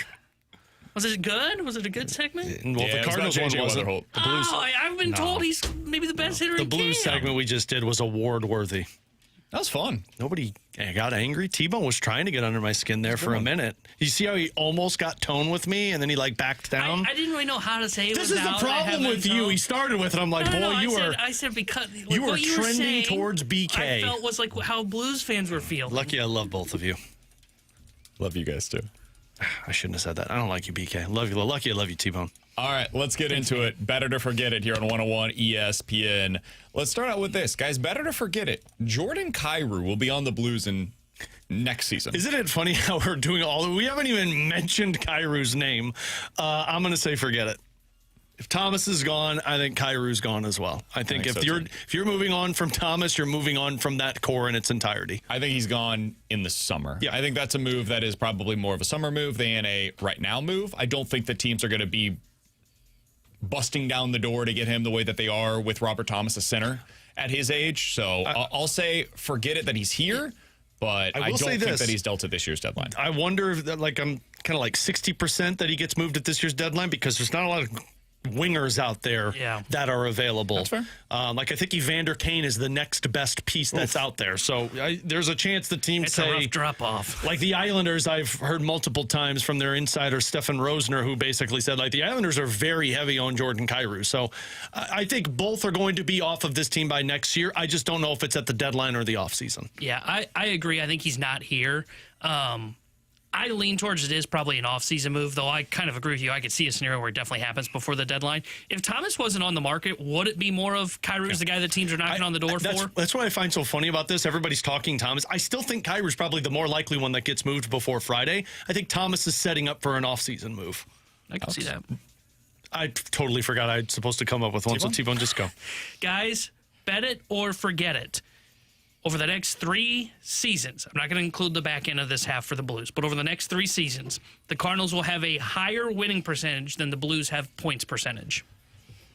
Over the next 3? Yeah. Combined? Combined. Forget it. I think the Blues, if they get the right package for all of these guys traded away, I think they can stay competitive with guys like Hofer and Broberg and some of these other pieces. So I'll say forget it. I would bet it, and the reason I would bank on the Cardinals is because I think if they can get the pitching pipeline going, it can kind of help you overcome some of the lack of potential talent that's in the position player side, which would help boost the winning percentage a little bit compared to with the Blues. I wouldn't bet on them to have a high points percentage over the next 3 seasons. I think the Cardinals could get close to about 500. 314-399-9646. That's the Air Comfort Service text line for Bet It or Forget It. Guys, bet it or forget it. The Blues from the 314 will shed at least $30 million in salary before the start of next season. Shen will be gone, I think. That's 6.5. Falk is 6.5. That's 13. If Kyrou's you think that 8. Kyrou and Thomas are both gone, that's about 16. That gets you roughly to 30. Anybody else that's moved would get you over. So I'll say bet it. I think I would bet it too. I'm going to forget it. I don't think all 4 of those guys get moved. I don't think all 4 of those guys get moved. No. So I'm going to forget it. Yeah, see, I would bet it. I think you're going to see those guys gone. And then, if you're moving Thomas, we've brought this up. I think you're probably listening on Parayko as well, which is another, $6.5 million? From your mom's sanitational engineer. Hey, That's disgusting. Better to forget it. The Cardinals finish third or better in the division this season. Forget it. yeah, I would forget it. I think the Pirates are going to be better than the Cardinals. Yeah. And then it's the Cardinals and Reds, and I think the Reds have the slight advantage. Sweep it from the 3-1-4. Better to forget it. Mizzou will end up with a higher seed in the tournament than SLU. I'll bet this. If Mizzou wins out, I think they're getting a 7 or a 6. Oh, man. See how he did that? Yeah. I'll still do it. Yeah, I'll bet it. I think I would bet it, too. They're going to have more quality quad one wins than SLU. SLU kind of falling apart If towards you the beat end. Yeah, Arkansas, that's 3 ranked teams you've beaten in the last, 6 games? Yeah. Yeah, you'd win like 5 of your last 6 with 3 ranked wins. From the 3-1-4, better to forget it. Binner will be traded at the deadline. Forget it. Yeah. I don't think we've heard enough noise with that one. I think next year's deadline is when Binner's moved. I agree. I would forget this. I think he's an off-season move or deadline move next year. Better to forget it from the 3-1-4. There will be no baseball in April of 2027. Bet it. I'm forgetting it. I think there will be baseball in April. And the reason I say that, there was a great poll done by The Athletic on, and as we know, like, the polls 4 matter. different things. And one of them was, like, what's your sentiment of, like, how much you are enjoying the game right now? And the percentage was extremely higher than what it was post-lockout 22. I think baseball, one, I don't think the owners can get on the same page, which means they can't really fight the Players Association in the necessary way to earn a salary cap, which they want. And 2, I think they will cave because they're going to look at this and go, we can't really go back through another lockout process. We saw how it was going to hurt the game a little bit in 22. We saw how it hurt the game when the strike happened in the 90s. Baseball's now getting the attendance up. Younger people are coming to the game because they're able to fix the pace of play. I don't think they're going to miss games. I think the owners will eventually cave and not hold out for a salary cap. That's what we've got for Better to Forget it. 314-399-9646. That's the Air Comfort Service text line. If you guys want to get involved in the show, you can check us out on YouTube as well at youtube.com/101ESPN-STL. Coming up next, time for the Junk Drawer here on 101 ESPN.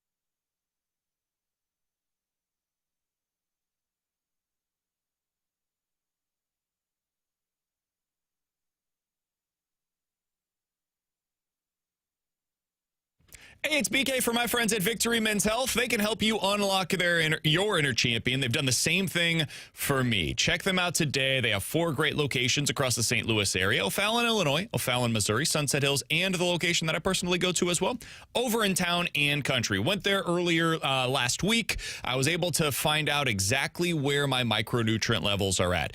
They did the process for me. I went in, did the blood draw.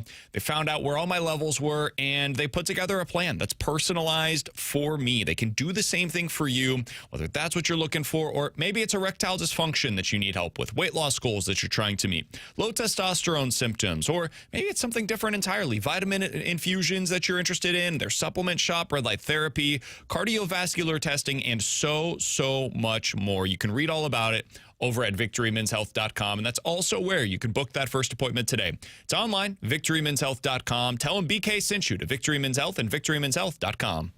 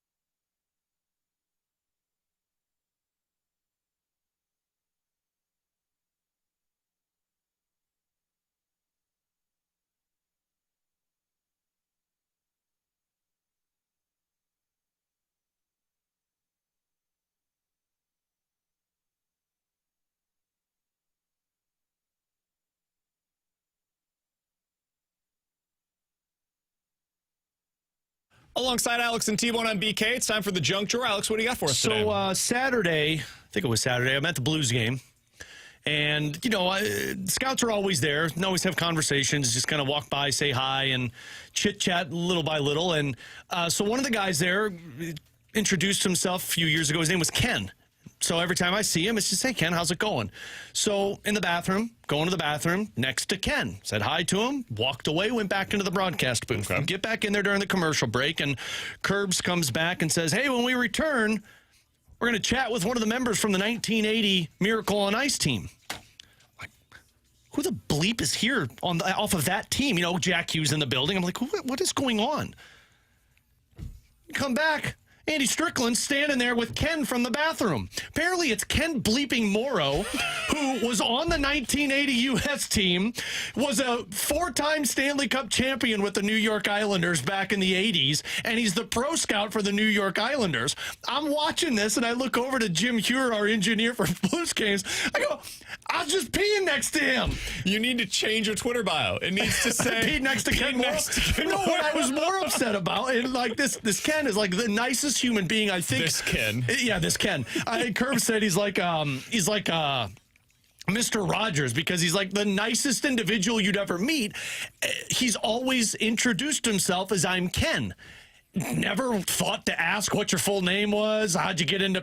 I just was like, hey, Ken, how's it going? Good to see you, Ken. Just chit-chat. Now, next time I'll be like, Ken, what the hell, man? You want to lead next time with, oh, yeah, I was the 1980 U.S. gold medal winner? I appreciate the fact that he's just like, hey, man, yeah, I'm Ken. Such a good dude, and he's doing I'm this... just a pro scout. Just doing this is like not a big deal. I just win gold medal in the biggest game ever in hockey, and then went on to win 4 Stanley Cups. In my defense, he doesn't have the mustache anymore, and the mustache is what sold me. Yeah, the mustache isn't there, but it's gone. Yeah, like Ken Morrow is the mustache.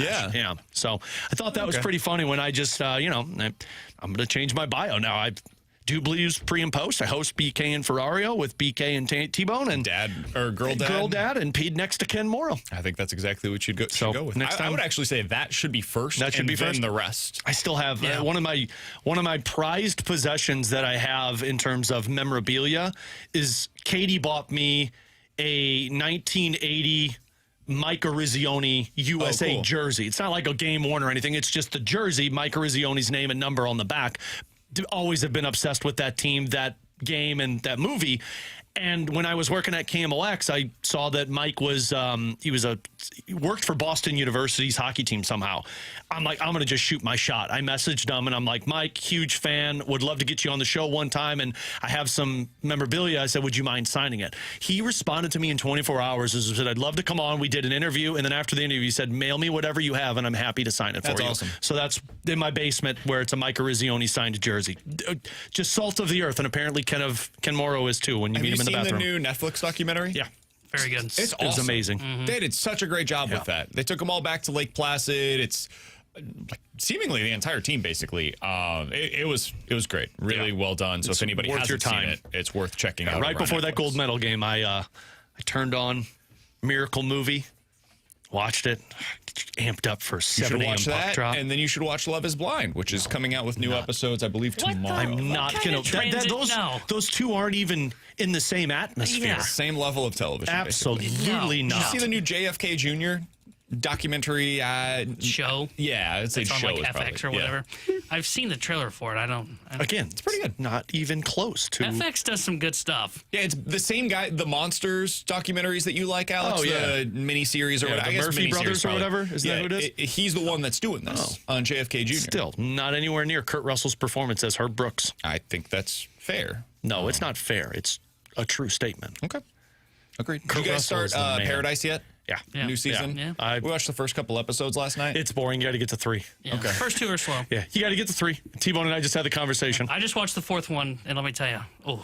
It's probably gonna. It's getting good, but the 4th episode's probably gonna hit you guys hard. I think it. So I haven't seen much of Game of Thrones, but I know a big part of the show is they've got to move the people around. Like there are episodes that are literally just, hey, we have to set up the next episode, so we have to get from here to there, and so this episode is just going to be us moving these individuals logistically over to this other place. It seems like that's basically what the first 2 episodes of. And I'm not giving anything away, I promise, but that is essentially what the first 2 episodes of this season were for Paradise is we have to just move these people around. We have to find a way to get you to where the story is ultimately going to go. I said this, the first season didn't really get me until like the last couple of episodes. This one started off boring, got good. We'll see as it continues to move on. T-Bone told me it's big, so. Coming up in 15 minutes, we'll talk to our friend, Blues insider Jeremy Rutherford. But next, do the Blues need to get a legit center prospect in return for Robert Thomas, or there's no move for Robert Thomas? We'll talk about that next year on 101 ESPN.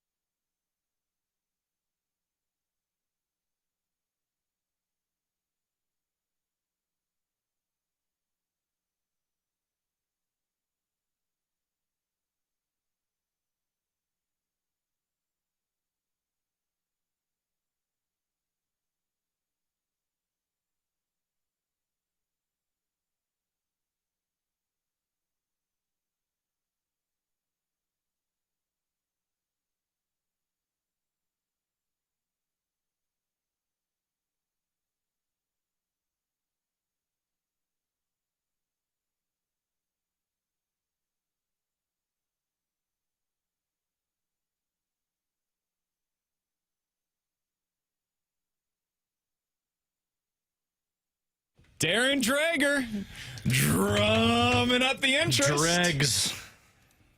On Twitter, GMs are describing the NHL landscape as a quote-unquote buyer's market. Not good news for the Blues. Tons of players in play. If it's a buyer's market, everybody's buying. You're the only one selling. The opposite. Tons of players in play. Keep an eye on the Buffalo Sabres.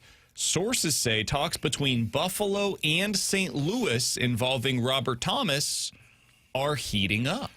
End quote. I'd bet we win that trade. We've robbed Buffalo before.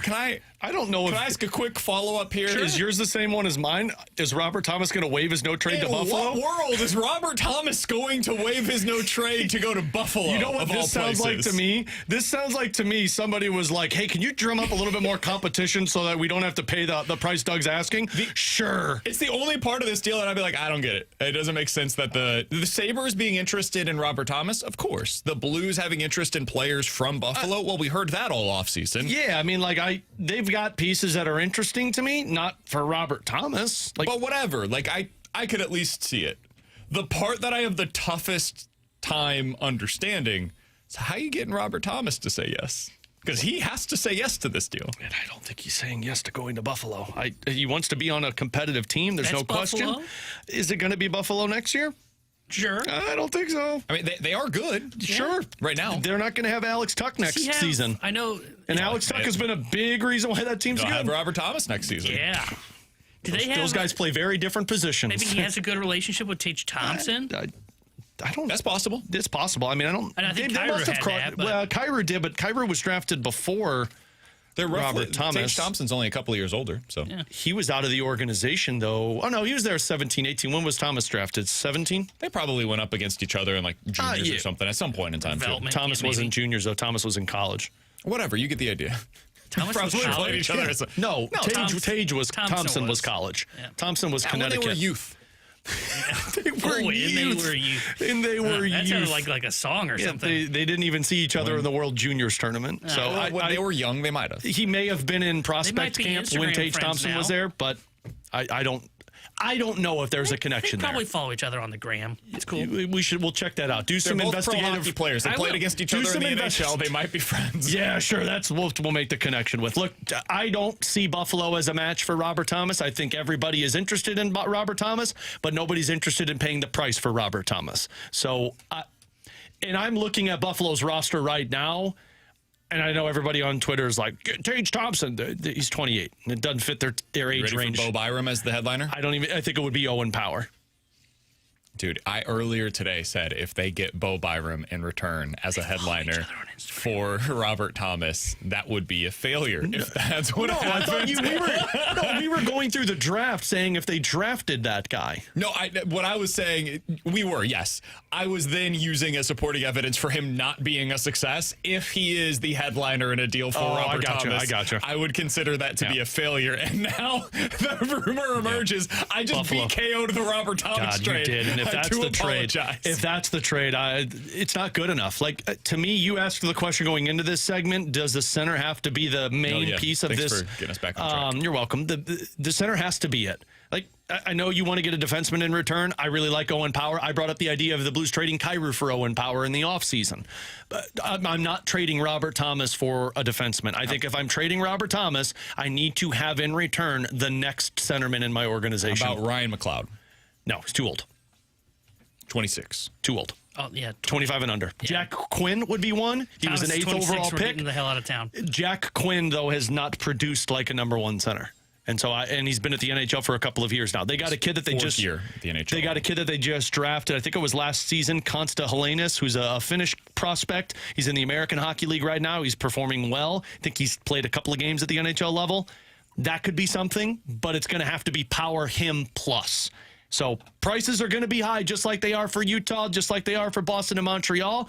But in my opinion, the only way I'm trading Robert Thomas is if in return I have the prospect that can be the next Robert Thomas in my system. We got this on the text line. Guys, it would have to be centered around Owen Power. If you're Buffalo, why would you make that deal right now? Yeah, you're not making that deal right now. You're not trading from your NHL roster. John Bucci-Grosh, one would think it would take an Owen Power and stuff for Robert Thomas to land in Buffalo. But If Buffalo does that, that's the dumbest move to make in season possible when you are the hottest team in the National Hockey League. That's what I don't understand. That's an about off-season this. move. Yes. Yeah, 100%. If they in the offseason came back and said this, because then they could pivot and sign or trade for or figure out what they're going to do on their blue line. Is Power, you know more than I, is Power a right-handed defenseman? No, he is a left-handed. He'd be in your top four. Because what I was going to say is if he was right-handed, maybe they're looking at this if Thomas would upgrade our forward group, and then we'll add Falk into the deal as well. I mean, they do have 100 left-handed defensemen. They've got lefties playing on the right side. That's why I've always said they're going to move Power. And why I thought Kyrou for Power made more sense in the offseason was because they're going to lose Alex Tuck. They're not going to give him $12+ million. They're going to need somebody to replace with offense. Kyrou would make a hell of a lot of sense because he can play top line, top six for them. And in return, the Blues get a left-handed defenseman because I believe they like Bo Byram more than they like Owen Power. According to our text line, JR said that I haven't seen this. Oh, yeah, here Thomas has not been asked to waive his no trade to Buffalo. I mean, to me, this is the only time that he will be, just to clarify on that, yeah, he will not be asked to waive his no trade clause until something is done. And then he will be asked. And that's just generally speaking the way that they've operated. Yeah. So that I wouldn't worry too much about, but he has the final say on this. Mm-hmm. I don't think this is realistic. I don't either. And I'm not even talking about, like, Buffalo might have everything that is necessary to make this deal get done. And they may be willing to do it. Even if we think it's stupid, man, Buffalo's done some weird stuff over the years. Buffalo's so whatever. done some stupid stuff. I don't think... I would guess Robert Thomas doesn't want to go there. Maybe I'm wrong. Maybe he says, hey, you know what? That's closer to home. You're not wrong. It is closer to home. It's about as close as you can get without playing in Toronto. Yeah. And they're really good right now. They have a good young core. And I have people on that team that I know, and they are happy with the situation. Maybe we're just misreading the situation, and he thinks he can go there and be the guy and...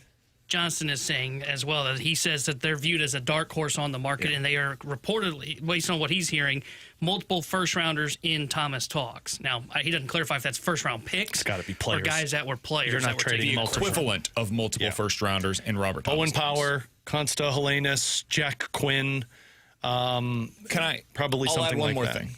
This getting out there tells me he's not going to Buffalo. This is what I said. Like Darren Dreger floating this out there 9 minutes ago, and I respect the hell out of Darren Dreger. This to me is like, hey, there's too much noise around Utah and Montreal. See, the thing, let's put something else out there. I would typically agree on that, but what I have a tough time with is Army doesn't leak stuff. Exactly. That's why I don't buy this. I think this got leaked because Army is saying, hey, remember that Utah stuff that got out there? That was yesterday's asking price. Now, here's the other team that is now interested in Robert Thomas. Utah's going to have to willing pony to up. give us this. Mm-hmm. Let's keep the negotiations going. Hey, who's the next bidder that's willing to offer us more than multiple first-round pick equivalent for Robert Thomas? Because that's the current going rate. And we don't have to just tell you that. You don't have to trust us.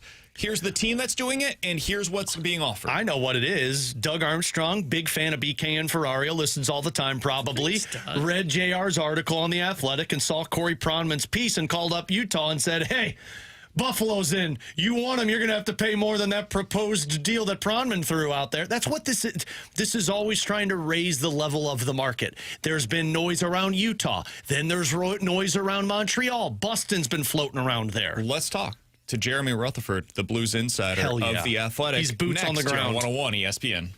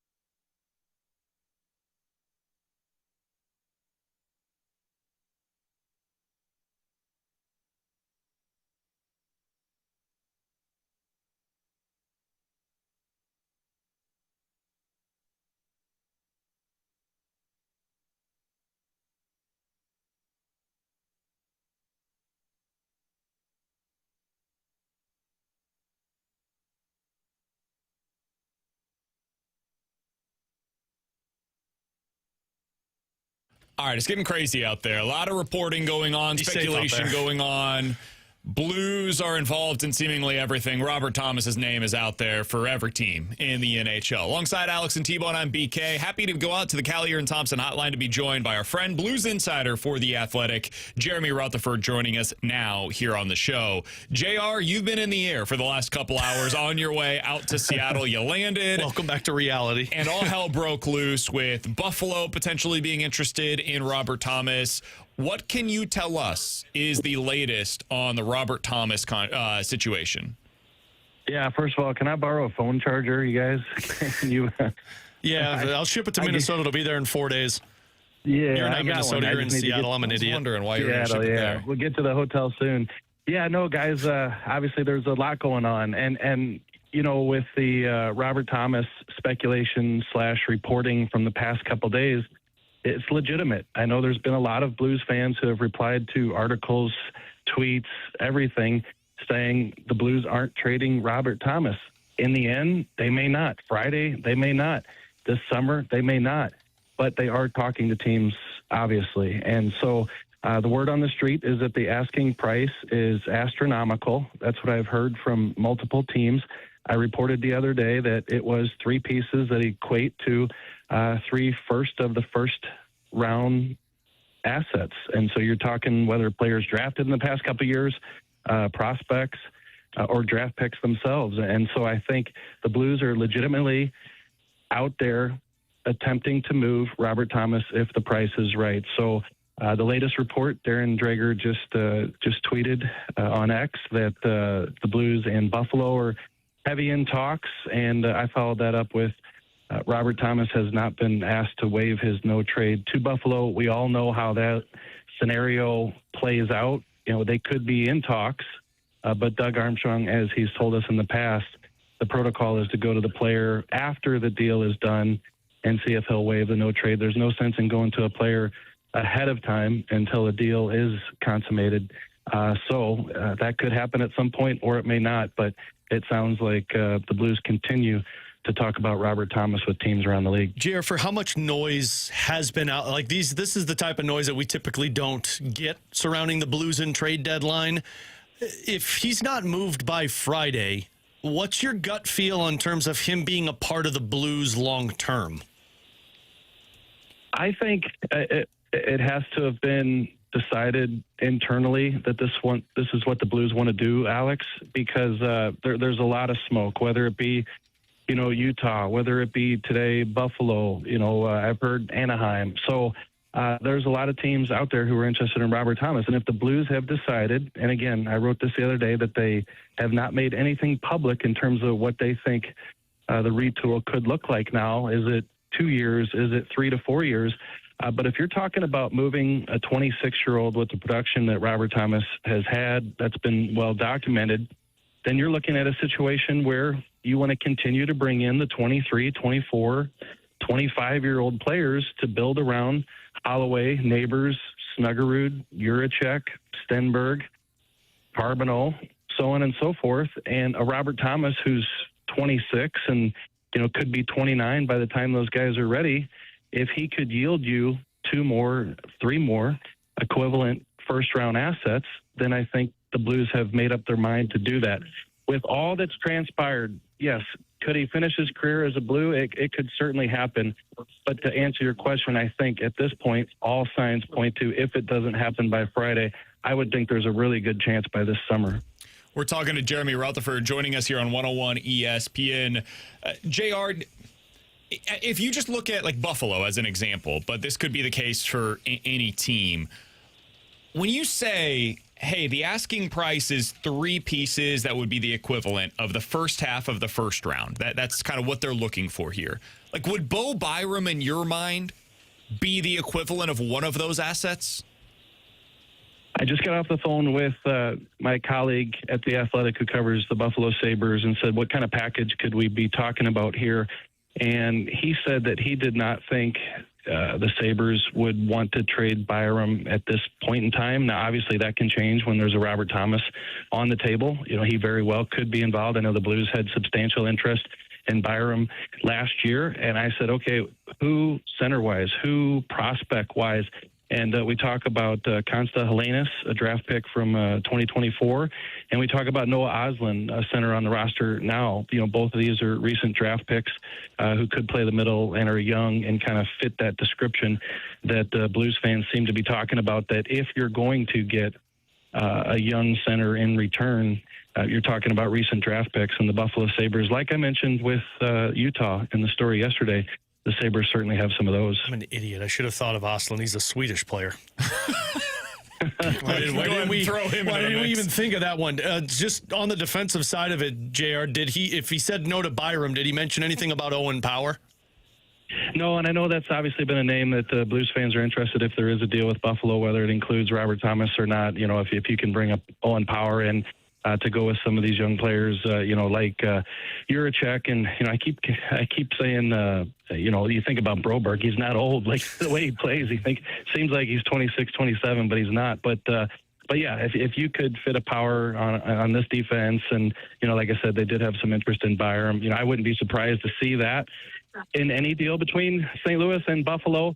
But I think that with what the Blues are building, they would certainly need some sort of young prospect at center to come back in a deal. Buffalo's the one that when I saw it, Jared, moments ago, it's like, I just don't buy it. Like, it just, to me, feels like if a deal gets done, Utah makes the most sense. Now, I don't know if Robert Thomas is going to waive his no trade there, but it's a contending team that's got a lot of upside moving forward. And on top of it, if you're Cam, you're kind of thinking in the back of your mind, I'll stay in the Central Division and make the team pay. But in terms of the return for Doug Armstrong and Steen, I feel like Utah's probably got the best to offer in terms of the potential of what they could add to the Blues' future. Yeah, I think so too. And I know some Blues fans who read the article yesterday were kind of disappointed, upset, frustrated, angry, whatever you want to call it, with Corey Pronman's deal that he threw out there, because he basically said that Buffalo's top four prospects Utah's top four prospects are untouchable. And of course that includes Logan Cooley, who's in the NHL and basically a star, but it also includes Dylan Guenther. It also includes Caleb Denoyer. And I think that, Blues fans have every right to say, wait a minute, if you're trading Robert Thomas, you certainly have a shot to get a guy like Caleb Denoyer. So, I don't think the Blues fans nor Doug Armstrong will say, okay, well, if the top four guys aren't available, then how about, the fifth guy in your prospect pipeline? I don't think that's going to be the case with a deal with Robert Thomas. So, Utah does make a lot of sense because they have a lot of players who fit the description of what the Blues could be looking for. But in talking to people around the league, as I mentioned at the start here, guys, they continue to say the asking price is just astronomical. All right, Jared, let's logistically think about this for a second. If the Blues decide, hey, this is the direction that we're planning to go down, what do you think the timeline looks like here? Because they have a lot that they would potentially want to get done prior to the deadline on Friday.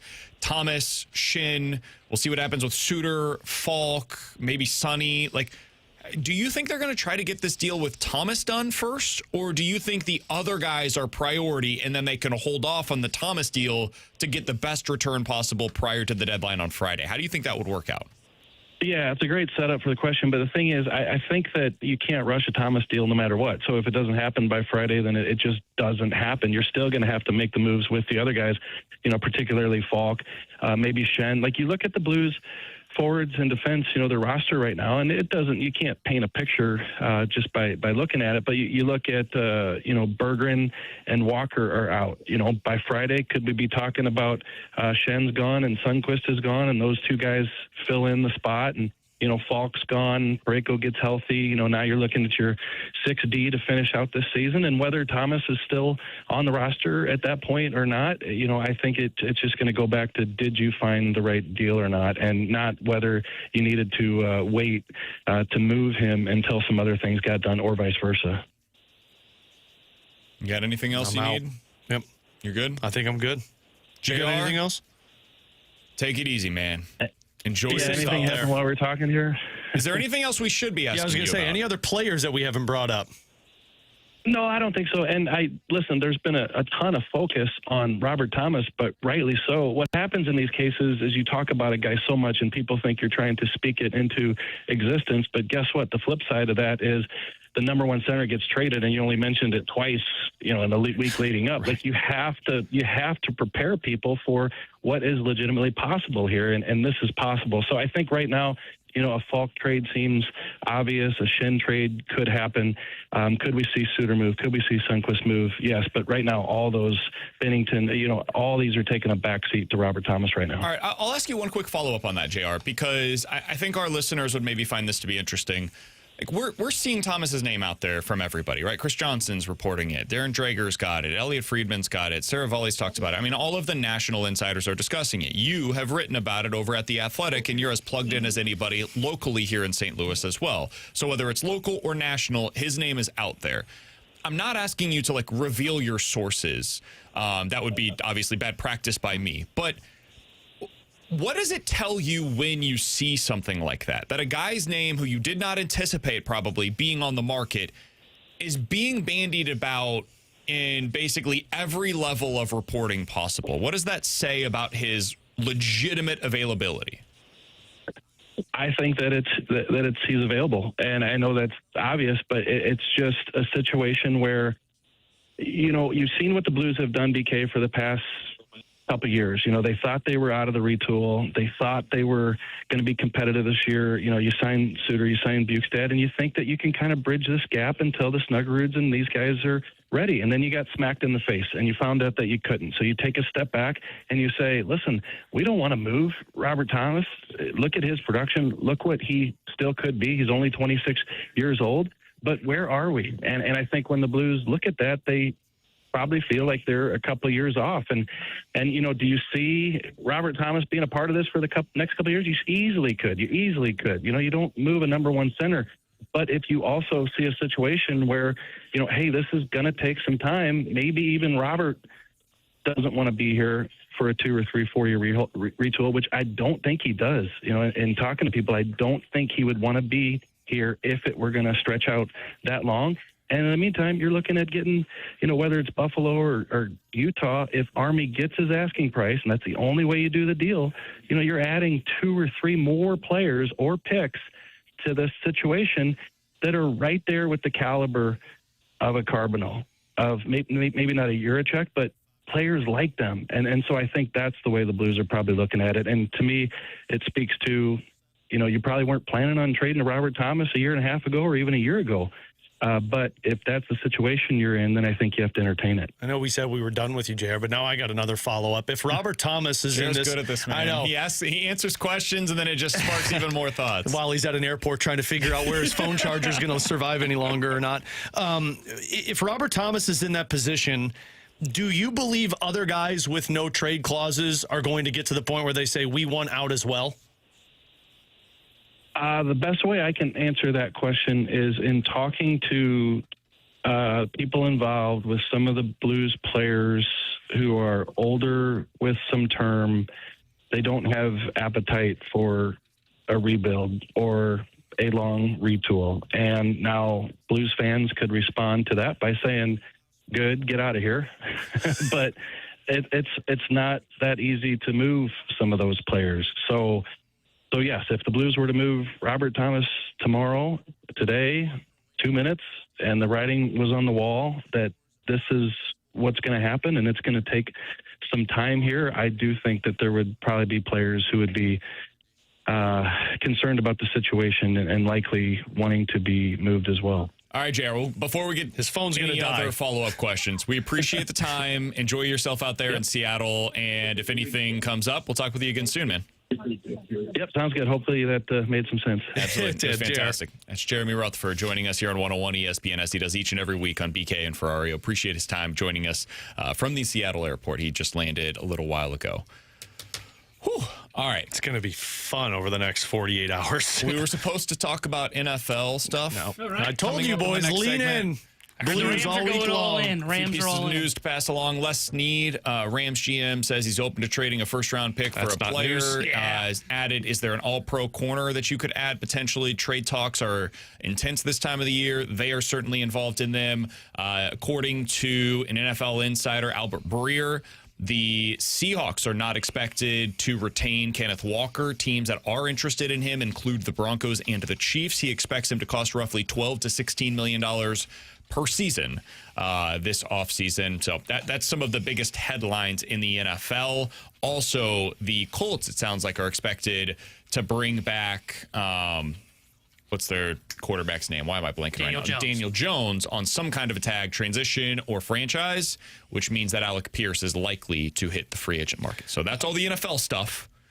Just a quick NHL thing. I know we'll go into this, but I'm just looking at a couple of prospect reports on those guys that JR mentioned. Yuri Kulik, who he said, this is from, who's this? This was Scott Wheeler, who said, Kulik looks like a very good middle six scoring NHLer who's got power play and line mate, or power play and one-timer ability, perennial 25 to 30 goal scorer. Helenius, going to have a long NHL career, and you have to remind yourself of the age, contextualizing what he's accomplished. Profile as a high-end middle six type of player. Those are the two main pieces in that one. Why'd you look at me right away? Because it's a middle six guy and another middle six guy. That's why I wouldn't pull the deal off with Buffalo. Just I'm not doing it. Like I said, the only way I'm pulling this off, there's three guys and three teams. Hage from Montreal, Desnoyers or Ginla from Utah, Hagens from Boston. And if I'm not getting any of those three, then Thomas is a Blue. Coming up next, we'll continue those discussions next year on 101 ESPN.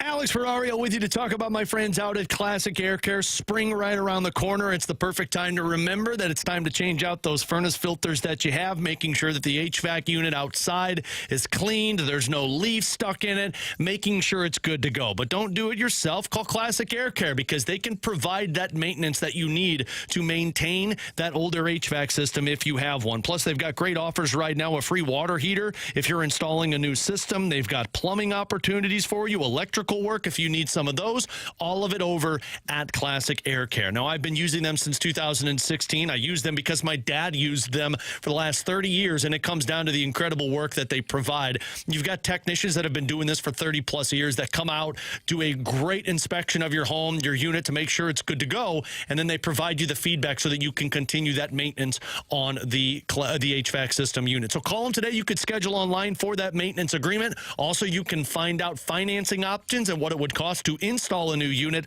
Springtime, just like the wintertime, is a really good time to get in on those HVAC system installations. Call or schedule online today. Classic Air Care and classicaircare.com.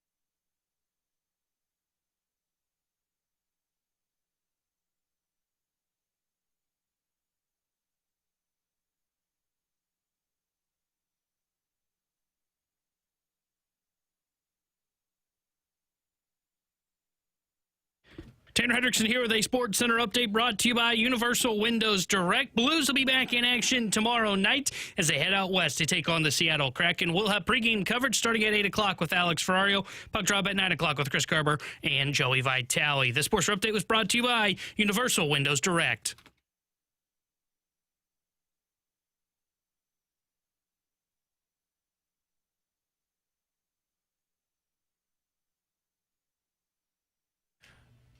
All right, Alex. All right, Brandon. Let's get into some quick Jeremy hitters. Rutherford. Let's talk some baseball. Want to talk a little J.J. Weatherholt here? So far today, we talked to Derrick Goold and Jeremy Rutherford, the two, in my opinion, best local insiders that there is to offer. So if you guys missed any of it, be sure to check it out on the podcast page, 101ESPN.com. Into the free 101 ESPN app is where you can go to find it. It's all sponsored by Schaefer Door Company. What did you take away from our conversation with JR? That Robert Thomas is going to be dealt, and it's highly likely he's dealt by Friday. And that the direction that the Blues are heading is what my opinion was earlier in our conversation of, look, this isn't just we want to get rid of Robert Thomas. This is Robert Thomas hasn't filled the necessity that we have needed. Robert Thomas also has no appetite to be a part of a team that's not contending for a cup in 3 years. And the Blues may not have an appetite to have Robert Thomas on a team that's not going to contend for 3 to 5 years. There's a difference of pushing for a playoff spot and contending for the playoffs. You're not a contender. And so what you need to do is you need to focus on reinstating that contender mindset. And I don't think Robert Thomas wants to be 30 when this team is starting to push. So what you need to do is you check the landscape. You find out, hey, who wants him? You throw the bobber out into the water and you see what fish bite the worm. And right now, you've got a lot of teams that have a lot of great players in their system that are willing to bite. Who's going to pony up, though? We talked earlier about who's the most desperate, and I said probably Utah. Buffalo. Buffalo is the most desperate team out of all of these if they're going to pay. But guess what? When you're desperate, you're really going to pay. Because if we think Doug Armstrong doesn't know which teams are desperate and is going to demand the most in return, you got another thing coming. Here's what Pierre LeBrun apparently said on TSN. I believe this was last night. And we pulled the audio, but he's in French. So I think St. Louis is well within its rights to be asking for the moon for Thomas. I mean, look at how much Quinn Hughes as a number one defenseman fetched earlier this year from Minnesota, getting him from Vancouver. These prices should be high for that type of player. By the way, just as an aside, this is why we brought up that trade yesterday. I don't think that Robert Thomas is Quinn Hughes, but given the amount of term that remains on his contract, he should fetch a Quinn Hughes type of return, and maybe more. If Quinn Hughes had 3 more years on his deal when he was traded, you would have been seeing the equivalent of what the Blues are asking for in Robert Thomas. More. Yeah, more. Because he's a better player. Yeah, absolutely. He continues. I'm not convinced that it's going to lower much by Friday's deadline because, again, the Blues don't have to move him. As one team executive told me, this could be the Blues getting a sense of what the market is for him and then circling back in the offseason on a lot of these discussions. And it could be, but I will also say this. I talked to another team executive who was actually convinced that Thomas will be moved by Friday's deadline, so we shall see. Yeah. The waiting game continues. That's where we're at. But I think that puts it into perspective what we've been talking about. And you know why you do what you're doing? Because if nobody bites, you wait till the playoffs. Guess what? If Utah misses the playoffs, they're going to get even more aggressive. If Buffalo misses the playoffs somehow, which I don't think they're going to, they got a hell of a shot to make it, but if they get bounced in the first round and need more offense and Alex Tuck leaves, they're going to come calling to the Blues. If Montreal struggles, if Boston struggles, all these teams that are desperate now, you know when you're even more desperate? When you don't make the playoffs or don't have success in the playoffs. So he's playing it right, which is why I don't expect the return to make anybody be like, oh, you got to be kidding me. It's going to be a return that you're like, whoa, that's what you got for Robert Thomas? And if it doesn't happen now, you wait till the offseason for it to happen. Yeah, and I agree with that. I think when you look at this deal, I think Army's going to end up with what JR is saying. He's going to end up with 3 guys that are top half first-round picks or the equivalent of top half first-round picks because otherwise he's not going to pull the trigger. He'll just wait till the offseason to see who gets desperate or maybe they lower the asking price, but I wouldn't expect that at all. I think that's what he's doing right now, and you've got multiple teams that are in on this. This feels like they are, 1, going to trade Thomas, and 2, admitting the retool failed. And it's time to go into a rebuild and go through some of that pain to try and get back to where they believe Blues hockey should be. Lazaretto22 over on the YouTube chat. I've accepted this is likely to happen. He continued from there, but I think that's the gist of it. Yeah. I agree. That's kind of where I'm at. Yeah. And if Thomas is gone, Cairo will be gone at some point. Falk will be gone.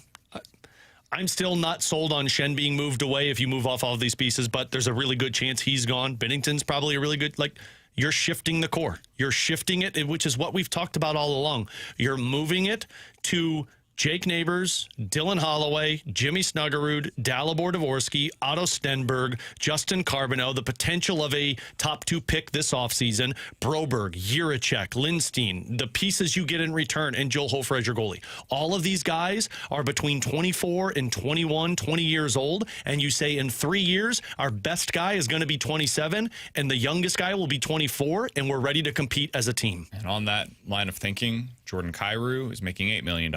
Robert Thomas making $8 million. Braden Shen making $6.5 million.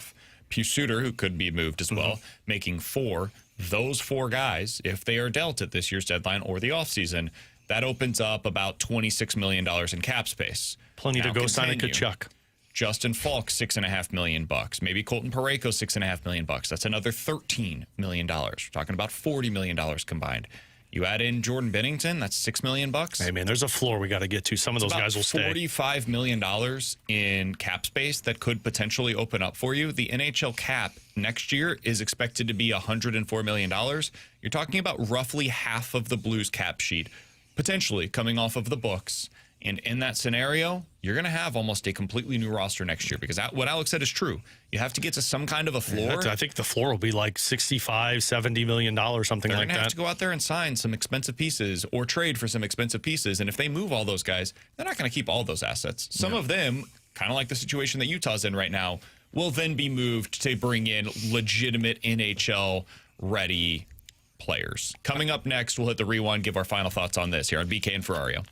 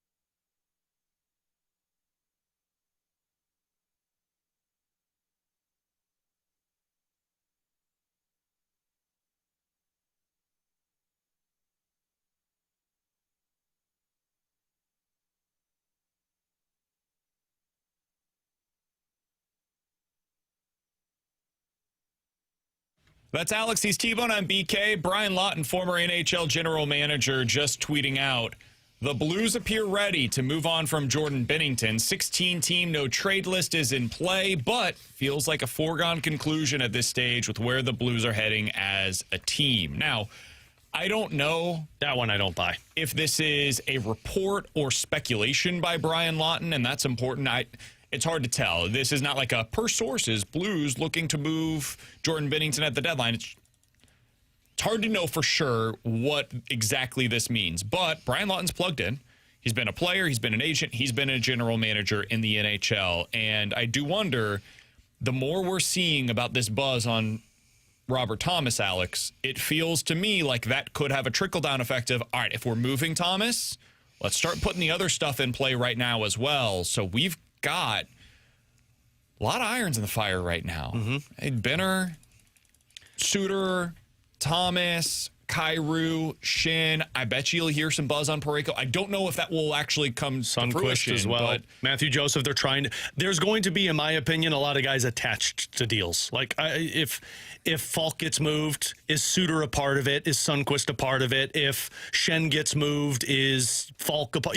There's going to be packages put together because there's so many guys that I don't think you're pulling individual deals off with. But yeah, I mean, you said it in the break, and I agree. Something turned over the last 12 hours to where the Blues are like, hey, we got to get aggressive. And I'll tell you the part that I'm most fascinated by. Does a move happen prior to tomorrow's game? Because if not, it's hard to believe that you're going to have some of these pieces that are close to a potential deal playing in a game against the Seattle Kraken. Can I ask you a quick follow-up on this? And we can spend some time on it tomorrow. You got 2 minutes, man. A longer thought. Actually, 5 minutes. Depending on the show. Yeah. TMA would say 7. Nice. We're always Does it give you any pause how many teams are clearly not only interested, but like motivated to try to make a move for Robert Thomas? No. Okay. No, I just, again, it's hard for me to fathom how I'm the one sitting in this seat and you guys are over there because, like, typically I'm where you're at, where it's like, no, this is stupid. The fatigue is set in, and I have to imagine it's the same for the front office where the same thing can't be happening. Robert Thomas is a hell of a player. Wherever he goes, it wouldn't surprise me if he puts up a 100 points. But just like I said about Vince Dunn, just like I said about Jake Wallman, sometimes guys don't become what they're on another team until they get moved. What you hope happens is what comes back in return can provide you what the player you traded away did not provide you. And it's going to stink if it takes 3 to 5 years. But I'm not opposed to where we're at because if all these teams are this interested in Robert Thomas, it means they're going to have to pay a hefty price. Because Doug Armstrong, in my opinion, is not a guy that backs down and says, well, you know what, we'll cave and we'll only take one of those. No. You pay this or we keep the player. That's the part where it's just like, hey, man, if teams want him, they're going to pay, and it's going to benefit the Blues. It's going to benefit the other team, too. I'm not naive to think that Montreal doesn't become a cup contender with Robert Thomas. Utah is going to be a hell of a team to deal with in the Central Division with Robert Thomas. But if I can get back potentially 2 of what Robert Thomas has become in return, I'm going to take that shot. And they may think that they can make this happen faster if Thomas is one of the pieces that moves out. If you move out Kyrou, Falk, Shen, so on and so forth, those couple other pieces, they might be looking at it, they're going, it probably takes us 3 to 5 years with Thomas as a part of that number one center. But if we move Thomas and add more assets to it, maybe we're looking 2 to 3 years instead. That might be another way that they're looking at it. You're also, by the way, potentially making the same mistake you made with Thomas and Kyrou of handing the reins over to young players that may not be ready for it. I think where this one's a little different is you don't have the big veterans that were the ones you were sending out the door. Oh, this is a rebuild. Last time it was a retool. That was we're going to kind of... It was kind of doing what the Cardinals tried to do, where it's, hey, it goes from Goldie and Arnaud's team to Walker and Gorman's, and then they weren't ready from a baseball standpoint for it. Yeah, and that one was even different because it was coming off of a cup. True. Right? Like they were pivoting from the cup team where they knew they were going to have to make difficult decisions, and then they bring in Justin Falk. It's all that stuff. It's different, don't get me wrong, but it's fascinating. Yeah, O'Reilly was clearly washed. Oh, wait. Oh. Yeah. Very curious. Still to see good thing they replaced him with Kevin Hayes. He was a better player. Alongside Alex and T-Bone, I'm BK. Very excited. Alex, who do we have in store for tomorrow? We've got Jeremy as Rutherford, of right now, Chris Kerber, and then Eric Kratz. Not JR. Eric Kratz. Yeah, Kerber, Eric Kratz, and there's a potential we'll have Eric Engels from the Montreal Canadiens perspective. And he's an NHL insider on TSN the insider. Canada side of things as well. There's so a potential. I'm looking forward waiting to find out about it. Be sure to stay tuned. It'll be right here on 101 ESPN Fastlane. I'm sure we'll spend plenty of time talking about all this. Mizzou plays tonight. Illinois plays tonight. We'll break that down for you tomorrow as well. That's all coming up. Fastlane next here on 101 ESPN.